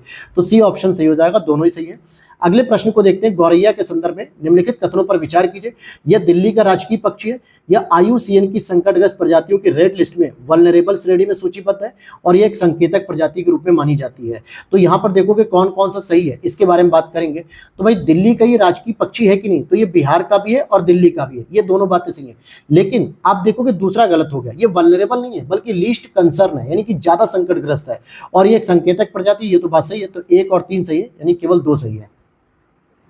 57 नंबर पे देखेंगे, लक्षद्वीप द्वीप समूह के बारे में अगर हम बात करें, क्योंकि अभी जब हमारा मालदीव से विवाद हुआ था तो राष्ट्रपति वहां के जो मोइजू हैं वो अपनी औकात दिखा रहे थे, तो भारत के प्रधानमंत्री नरेंद्र मोदी जी ने भी उनकी औकात दिखा दी और फिर लक्षद्वीप पे भ्रमण किया और वहां पे टूरिज्म डेवलपमेंट को लेकर बात की जा रही थी। तो इसलिए वहां से संबंधित एक प्रश्न बन सकता है। इसलिए यहाँ पर अगर हम देखें, यह 36 द्वीपों के समूह के साथ एकल जिला संघ राज्य क्षेत्र है जिसमें 12 एटॉल शामिल है। बिल्कुल सही बात है। ये एटॉल क्या होते हैं? ये एक प्रवाल भित्ति का स्वरूप होता है। सभी द्वीप केरल के तटीय शहर कोच्चि से 220 से 440 किलोमीटर अरब सागर में स्थित है। बिल्कुल सही बात है, अरब सागर में स्थित है। केवल BSNL और एयरटेल लक्षद्वीप द्वीप समूह को दूर संचार सेवाएं प्रदान करते हैं वर्तमान में, यह भी सही बात है। और लक्षद्वीप द्वीपों में प्रवेश प्रतिबंधित है और यहां आने के लिए प्रवेश परमिट की आवश्यकता होती है, यह भी बात सही है। तो इस तरीके से आप देखो कि चारों ही स्टेटमेंट यहां पर सही हो जाएंगे, यानी कि डी ऑप्शन। अगला प्रश्न आपका 58, हाल ही में सुर्खियों में रहे मापुतो प्रोटोकॉल। मापुतो प्रोटोकॉल किससे संबंधित है दोस्तों? लैंगिक समानता और महिला अधिकारों के प्रोटोकॉल से संबंधित है, जो कि मापुतो प्रोटोकॉल है, जो कि 20 साल के बारे में है। ये एक रिपोर्ट जारी की गई है अफ्रीकी समुदाय के द्वारा। अगला प्रश्न, निम्नलिखित देशों पर विचार कीजिए और उपयुक्त देशों में से कितनों ने चंद्रमा पर सफल लैंडिंग कर ली है। तो भारत चौथे नंबर पे हो चुका है सफल लैंडिंग के मामले में। तो इसमें रूस, फ्रांस, जापान, भारत। अब यहाँ पर अगर आप स्टेटमेंट पढ़ोगे किसने किसने जो है कि सफल लैंडिंग की है, तो आप देखोगे चंद्रमा पे सबसे पहले सफल लैंडिंग की थी USSR ने, यानी कि रूस ने की थी, जो 1959 के आसपास थी। और दूसरे नंबर पे अगर आप देखोगे तो आपका भारत भी है। और फ्रांस की अगर हम बात करें तो क्या फ्रांस ने भेजा है कि नहीं भेजा है अभी तक? तो भाई फ्रांस नहीं है इसमें, बल्कि चीन है और जापान है। जापान ने अभी 20 जनवरी 2024 को सफलतापूर्वक लैंडिंग की थी, जो कि 5वां देश बन गया है। और USA भी इसमें शामिल है। तो आप देखोगे USA हो गया और USSR हो गया, ठीक है, इसमें चाइना हो गया, इसमें इंडिया हो गया और इसमें जापान हो गया। तो ये 5 देश हैं जिन्होंने सफल लैंडिंग की है, इसमें फ्रांस शामिल नहीं है। अगला प्रश्न है 60, अजैविक घटकों के संदर्भ में है, इसको देख लेते हैं। अजैविक घटकों के संदर्भ में निम्नलिखित कथनों पर विचार कीजिए। जब प्रकाश की तीव्रता एक सीमा से कम होती है तो CO2 के संचयन के कारण पौधों की वृद्धि अवरुद्ध हो जाती है। पौधे वाष्पोत्सर्जन में वृद्धि के कारण मर जाते हैं क्योंकि उनकी जड़ें नमी की आपूर्ति नहीं कर पाती हैं। उच्च तापमान के परिणामस्वरूप प्रोटोप्लाज्म प्रोटीन जम जाता है, जिसके कारण पौधों की मृत्यु हो जाती है। तो यहाँ पर अगर आपसे पूछा जा रहा है तो आपको बताना है कि कौन सा सही है। तो ये तीनों ही सही है दोस्तों, सभी तीनों सही हैं। अब यहाँ पर हम लोग आगे की जो प्रश्न है क्वेश्चन नंबर 61 से लेकर 100 तक, इसको हम लोग कल के क्लास में कर लेंगे पार्ट सेकंड में, क्योंकि इस समय मुझे थोड़ा एक ऑफिशियली एक काम का मैसेज आ चुका है, उसको करना जरूरी है। और तो इसीलिए अब मैं आपसे माफ़ी चाहूँगा। वैसे 60 क्वेश्चन मैंने आपको जो कराए हैं उसको पूरा तरीके से आप कंप्लीटली देखिएगा और चीज़ों को समझने का प्रयास करिएगा। साथ में इसकी PDF मैं आज ही पोस्ट कर दूंगा, सेकंड पार्ट इसका कल आ जाएगा, जिसमें 40 क्वेश्चन को हम लोग डिस्कस करेंगे। तो मिलते हैं नेक्स्ट वीडियो में। Thanks for watching. चलिए इसी में ही मैं इसको कंप्लीट करता हूँ, क्योंकि उस काम को मैंने पेंडिंग कर दिया, बाद में कर लूँगा, क्योंकि क्लास फिर एक रिदम में आप पढ़ते रहेंगे तो ज्यादा बेनिफिट रहता है। चलिए अगले प्रश्न पे देखते हैं। समुद्री जलीय पारिस्थितिकी तंत्रों में बेंथिक जोन पारिस्थितिकी संबंधी भूमिका के बारे में बात करेंगे। जैसे बहुत सारे जोन होते हैं ना महासागर के अंतर्गत, जैसे एपीपैलेजिक जोन होता है, मेसोपैलेजिक जोन होते हैं, बैथीपैलेजिक जोन होते हैं, बेंथिक जोन होते हैं। ये जो बेंथिक जोन होता है इसके बारे में आप समझ लो, ये महासागर का नीतल कहलाता है, यानी कि महासागर की जमीन सबसे निचला वाला हिस्सा होता है, जहां पर सबसे अधिक क्या पाए थे, सेडिमेंट्स पाए जाते हैं। ठीक है दोस्तों, क्या पाए थे, सेडिमेंट्स पाए थे, और बहुत सारे जीव जंतुओं का ये निवास स्थल भी होता है। अब इसके बारे में पढ़िए। यह प्राथमिक उत्पादन का प्रमुख स्रोत होता है? बिल्कुल नहीं हो सकता, क्योंकि प्राथमिक उत्पादन के लिए तो दोस्तों सबसे इंपॉर्टेंट होता है सनलाइट चाहिए, और सनलाइट आपको ही पता है महासागर की जमीन पर जाकर नहीं दी जाती है। मतलब 1000 मीटर तक यानी 1 किलोमीटर तक तो जो है कि समुद्र के अंदर मिल सकती है प्रकाश की लाइट, तो वहां तक तो जो है कि उत्पादन की क्रिया हो सकती है शैवालों के द्वारा या अन्य पौधों के द्वारा, लेकिन महासागर की गहराई में जाके जहां जमीन है वहां पर जो है कि अंधेरा रहता है, अंधकार रहता है, वहां तो सूर्य का प्रकाश पहुंचता ही नहीं है, तो वहां तो हो ही नहीं सकती ये क्रिया। तो पहला गलत हो गया। दूसरा, यह पोषक तत्वों के चक्रण और अपघटन में महत्वपूर्ण भूमिका निभाते हैं? बिल्कुल, यहाँ पे बहुत सारे डिकम्पोजर होते हैं जो अपघटन की क्रिया निभाते हैं, तो इसलिए दूसरा सही है। अगला प्रश्न है लाइट डिटेक्शन एंड रेंजिंग। अगर हम बात करें लिडार की, तो इसके बारे में अगर हम बात करते हैं लिडार की, तो ये क्या प्रश्न कह रहा है, इसका उपयोग मेघ परिच्छेदिका यानी कि क्लाउड प्रोफाइल बनाने में किया जाता है। इसका उपयोग किसी लक्ष्य के वेग को मापने के लिए किया जाता है, और यह अन्य सिग्नलों के हस्तक्षेप से प्रभावित नहीं होता है। तो भाई इसके लिए अगर आप देखोगे तो कोई 2 स्टेटमेंट यहाँ पर सही है, जो मैं एक एक करके आपको बताऊंगा कौन कौन सा सही है। तो एक तो पहला सही है कि ये क्लाउड प्रोफाइल तैयार करता है, और दूसरा ये वेग को मापने के लिए होता है। लेकिन अगर कोई सिग्नल अगर हस्तक्षेप कर रहा तो ये प्रभावित जरूर होगा, प्रभावित नहीं प्रभावित होगा ही होगा, तो तीसरा गलत है, तो केवल 2 हो जाएगा। अगले प्रश्न को देखते हैं। भारतीय राष्ट्रीय आंदोलन के उग्र उदारवादी चरण, जो कि 1885 में जब कांग्रेस की स्थापना हुई थी, तब जो पहले चरण थे उसके बारे में बात की जा रही है। नरमपंथी अंग्रेजों की निष्पक्षता और न्याय पद्धतियों में विश्वास करते थे, यह भी सही है। इस दौरान या इस चरण के दौरान राजनीतिक गतिविधियां केवल शिक्षित वर्ग तक ही सीमित थी, यह भी सही है। नरमपंथियों ने विधान परिषदों के विस्तार और भू राजस्व में कमी की मांग की थी कि नहीं की थी, तो यह भी सही है। तो आप देखोगे कि तीनों ही स्टेटमेंट यहाँ पर सही हो जाएंगे। अगला है निम्नलिखित वृक्षों के बारे में। भारत में वनों के संदर्भ में उपयुक्त में से कितने वृक्ष फर्नीचर निर्माण के लिए कठोर कास्ट होते हैं, यानी कि मजबूत लकड़ियों के रूप में जाने जाते हैं? तो आप देखोगे इसमें ग्रीन हार्ट, कीकर, सेमल, देवदार, गुल मेहंदी या फिर बालसम कहते हैं। तो यहाँ पर आप देखोगे मुलायम कास्ट के रूप में देवदार एक तो होता है शंकुधारी वृक्ष के रूप में, और गुल मेहंदी भी होता है, तो इन दोनों को काट दो। बाकी ये तीनों जो है कि आपके मजबूत लकड़ियों में माने जाते हैं, जिससे हम फर्नीचर वगैरह तैयार कर पाते हैं। तो इसलिए ग्रीन हार्ट हो गया, कीकर हो गया, सेमल हो गया, अर्थात कि केवल 3 यहाँ पर सही होंगे। अगला प्रश्न है साइमन कमीशन के बारे में। इसका गठन ब्रिटेन में लेबर पार्टी सरकार द्वारा सर जॉन साइमन की अध्यक्षता में किया गया था। कांग्रेस ने मद्रास अधिवेशन में इस आयोग का सभी स्तरों पर बहिष्कार करने का निर्णय लिया। मुस्लिम लीग ने जिन्ना के नेतृत्व में कांग्रेस द्वारा आयोग के बहिष्कार के आह्वान का समर्थन किया था। तो यहाँ पर देखोगे कि पहला स्टेटमेंट सही है कि नहीं, तो आप देखोगे कि 1929 में कंजर्वेटिव पार्टी की सरकार थी, न कि लेबर पार्टी की सरकार। लेबर पार्टी की सरकार सेकंड वर्ल्ड वॉर के बाद आती, जो क्लीमेंट एटली वहां पे प्रधानमंत्री बनते हैं, जो भारत की स्वतंत्रता के लिए जो है कि तेजी से प्रयास करते हैं कि भारत को आजाद किया जाए। तो यहां पर दिया था लेबर पार्टी, ये गलत हो गया। इस समय कंजर्वेटिव पार्टी थी, पहला गलत। दूसरा है कांग्रेस ने मद्रास अधिवेशन जो कि 1928 में हुआ था, यहां पर बहिष्कार करने का निर्णय लिया था, बिल्कुल सही बात है। 1927 में हुआ था, ठीक है, मद्रास अधिवेशन। मुस्लिम लीग ने जिन्ना के नेतृत्व में कांग्रेस द्वारा आयोग के बहिष्कार के आह्वान का समर्थन किया था, यह भी बात सही, क्योंकि इन्होंने भी कहा था कि हाँ बिल्कुल हमें साइमन कमीशन का बहिष्कार करना चाहिए। तो यहां पर आप देखोगे केवल 2 स्टेटमेंट सही है, दूसरा और तीसरा।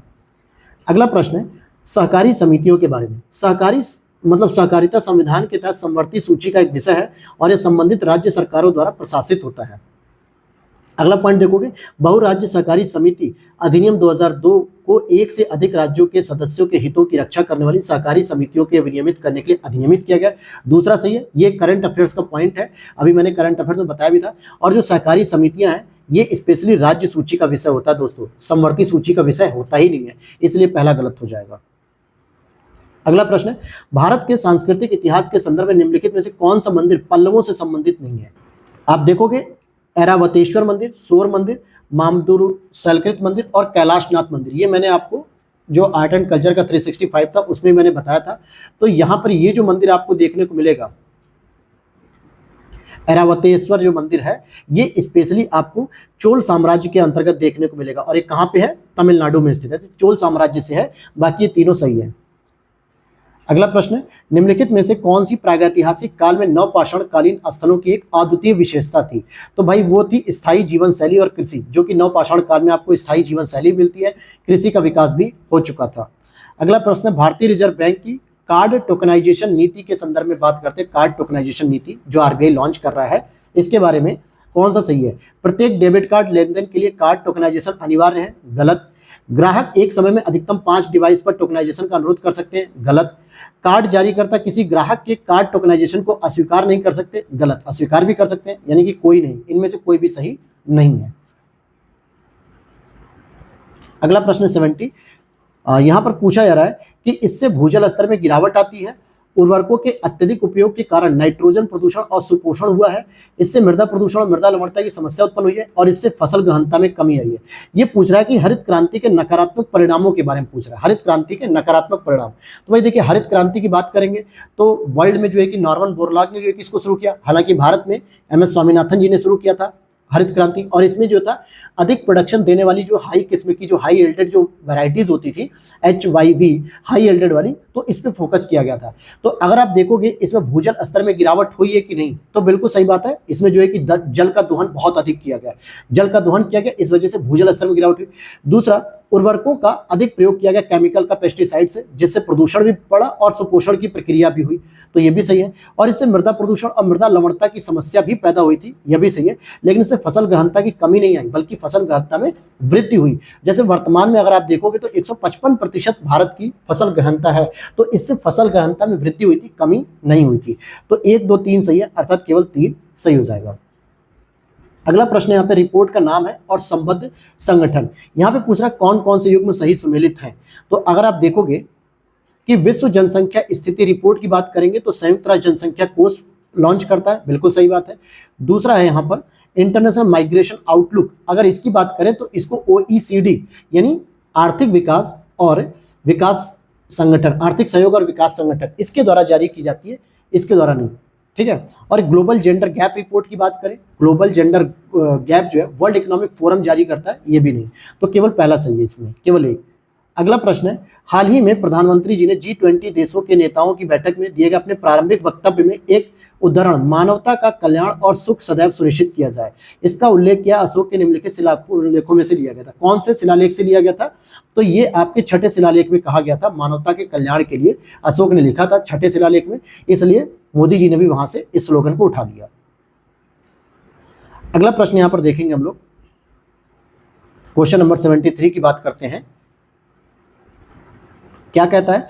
भारत के संविधान में धार्मिक अल्पसंख्यकों को मान्यता प्रदान की गई, लेकिन अल्पसंख्यक शब्द को परिभाषित नहीं किया गया, ये बात सही है। अनुच्छेद 15 राज्य को पिछड़े वर्गों की उन्नति के लिए अल्पसंख्यक शैक्षणिक संस्थानों सहित सभी सहायता प्राप्त या गैर सहायता प्राप्त शैक्षणिक संस्थानों में आरक्षण प्रदान करने के लिए अधिकृत करता है। यही बात गलत हो जाएगी कि यहाँ पे अल्पसंख्यक शैक्षणिक संस्थानों सहित, इसमें जो है कि रिजर्वेशन का प्रावधान नहीं है, इसको जो है कि अल्पसंख्यक संस्थाओं पर छोड़ दिया गया। अगर उनका मन करेगा तो रिजर्वेशन देंगे, अदरवाइज किसी को रिजर्वेशन नहीं दे सकते। अल्पसंख्यक लोग वैसे ही माइनॉरिटीज की स्थिति में पहले वो अपने ही संस्थाओं का विकास करना चाहेंगे, इसलिए वो रिजर्वेशन किसी और को नहीं देंगे, OBC, SC, ST जनरल को नहीं देंगे, वो सीधे माइनॉरिटीज के लिए ही काम करते हैं। तो दूसरा तो गलत हो गया। राष्ट्रीय अल्पसंख्यक शैक्षणिक संस्थान आयोग के पास किसी शैक्षणिक संस्थान के अल्पसंख्यक के दर्जे को निरस्त करने की शक्ति होती है क्या? तो आप कह सकते हो कि हाँ, तीसरा स्टेटमेंट बिल्कुल सही है। चौथे की बात करेंगे कि जो ये राष्ट्रीय अल्पसंख्यक शैक्षणिक संस्थान आयोग है, किसी भी आदेश के संबंध में उच्चतम न्यायालय के अतिरिक्त कोई अन्य न्यायालय विचार नहीं कर सकता, ऐसा बिल्कुल नहीं है। आप चाहोगे तो हाईकोर्ट भी इस पर विचार कर सकती है। तो पहला और तीसरा सही है, दूसरा और चौथा गलत है, यानी केवल 2 युग्म सही है। अगला प्रश्न है, निम्नलिखित विशेषताओं पर विचार कीजिए, और पूछा जा रहा है कितनी होयसल मंदिरों की सामान्य विशेषताएं, क्योंकि अभी यूनेस्को की वर्ल्ड हेरिटेज साइट में जो है कि इसको शामिल किया गया होयसलेश्वर मंदिर के बारे में। तो यहाँ पूछा जा रहा है, एक तो साल भंजिका, यह भी इसकी विशेषता है, तारकी आकार की भू योजना, यह भी इसकी विशेषता है, और अत्यंत जटिल नक्काशी, यह भी इसकी विशेषता है, यानी कि तीनों सही है, सभी तीनों सही है। अगला प्रश्न है यहाँ पे 75, ONDC यानी open network for digital commerce की बात की जा रही है। तो इसके संदर्भ में अगर हम बात करें तो देखिए, यह वाणिज्य मंत्रालय के उद्योग संवर्धन और आंतरिक व्यापार विभाग की एक प्रमुख पहल के रूप में है, तो यह बात सही है। यह किसी भी मूल्य वर्ग के लेन देन को सक्षम करेगा, किसी भी मूल्य वर्ग को, यह भी बात सही है। यह नेटवर्क सेवाओं के नहीं बल्कि वस्तुओं के लेन देन की सुविधा प्रदान करता है, तो यही गलत हो जाता है, क्योंकि इलेक्ट्रॉनिक माध्यम से वस्तुओं और सेवाओं दोनों प्रकार की जो है कि शामिल संस्थाओं का जो है कि ये मूल्य वर्ग प्रदान करता है। ये किसी प्रकार का मतलब कि सेवाओं के लिए वंचित नहीं करेगा, बल्कि ये नेटवर्क सेवाओं के साथ साथ वस्तुओं दोनों के लिए सुविधा प्रदान करता है। तो तीसरा तो गलत हो गया। सभी मौजूदा वाणिज्य एप्लीकेशन प्लेटफॉर्म के लिए ओएनडीसी को अपनाना अनिवार्य है, तो ये भी जरूरी नहीं है। ओएनडीसी को अपनाना अभी अनिवार्य नहीं है, ये स्वेच्छा से काम करेगा, तो इसलिए केवल पहला और दूसरा ही सही है। 75 का हो जाएगा केवल 2। अगला प्रश्न है आपका, बृहद पैमाने पर इलेक्ट्रॉनिक विनिर्माण के लिए उत्पादन से जुड़ी प्रोत्साहन योजना यानी कि पीएलआई, प्रोडक्शन लिंक्ड इंसेंटिव, इसके बारे में बात करते हैं। तो यह योजना इलेक्ट्रॉनिक और सूचना प्रौद्योगिकी मंत्रालय द्वारा कार्यान्वित की जा रही है क्या? तो ये बात तो सही है। पीएलआई योजना के तहत प्रोत्साहन प्राप्त करने वाली कंपनी अन्य योजनाओं से प्रोत्साहन प्राप्त करने के लिए पात्र नहीं होती है, ऐसा बिल्कुल नहीं। वो किसी और भी अन्य योजनाओं से प्राप्त कर सकती हैं।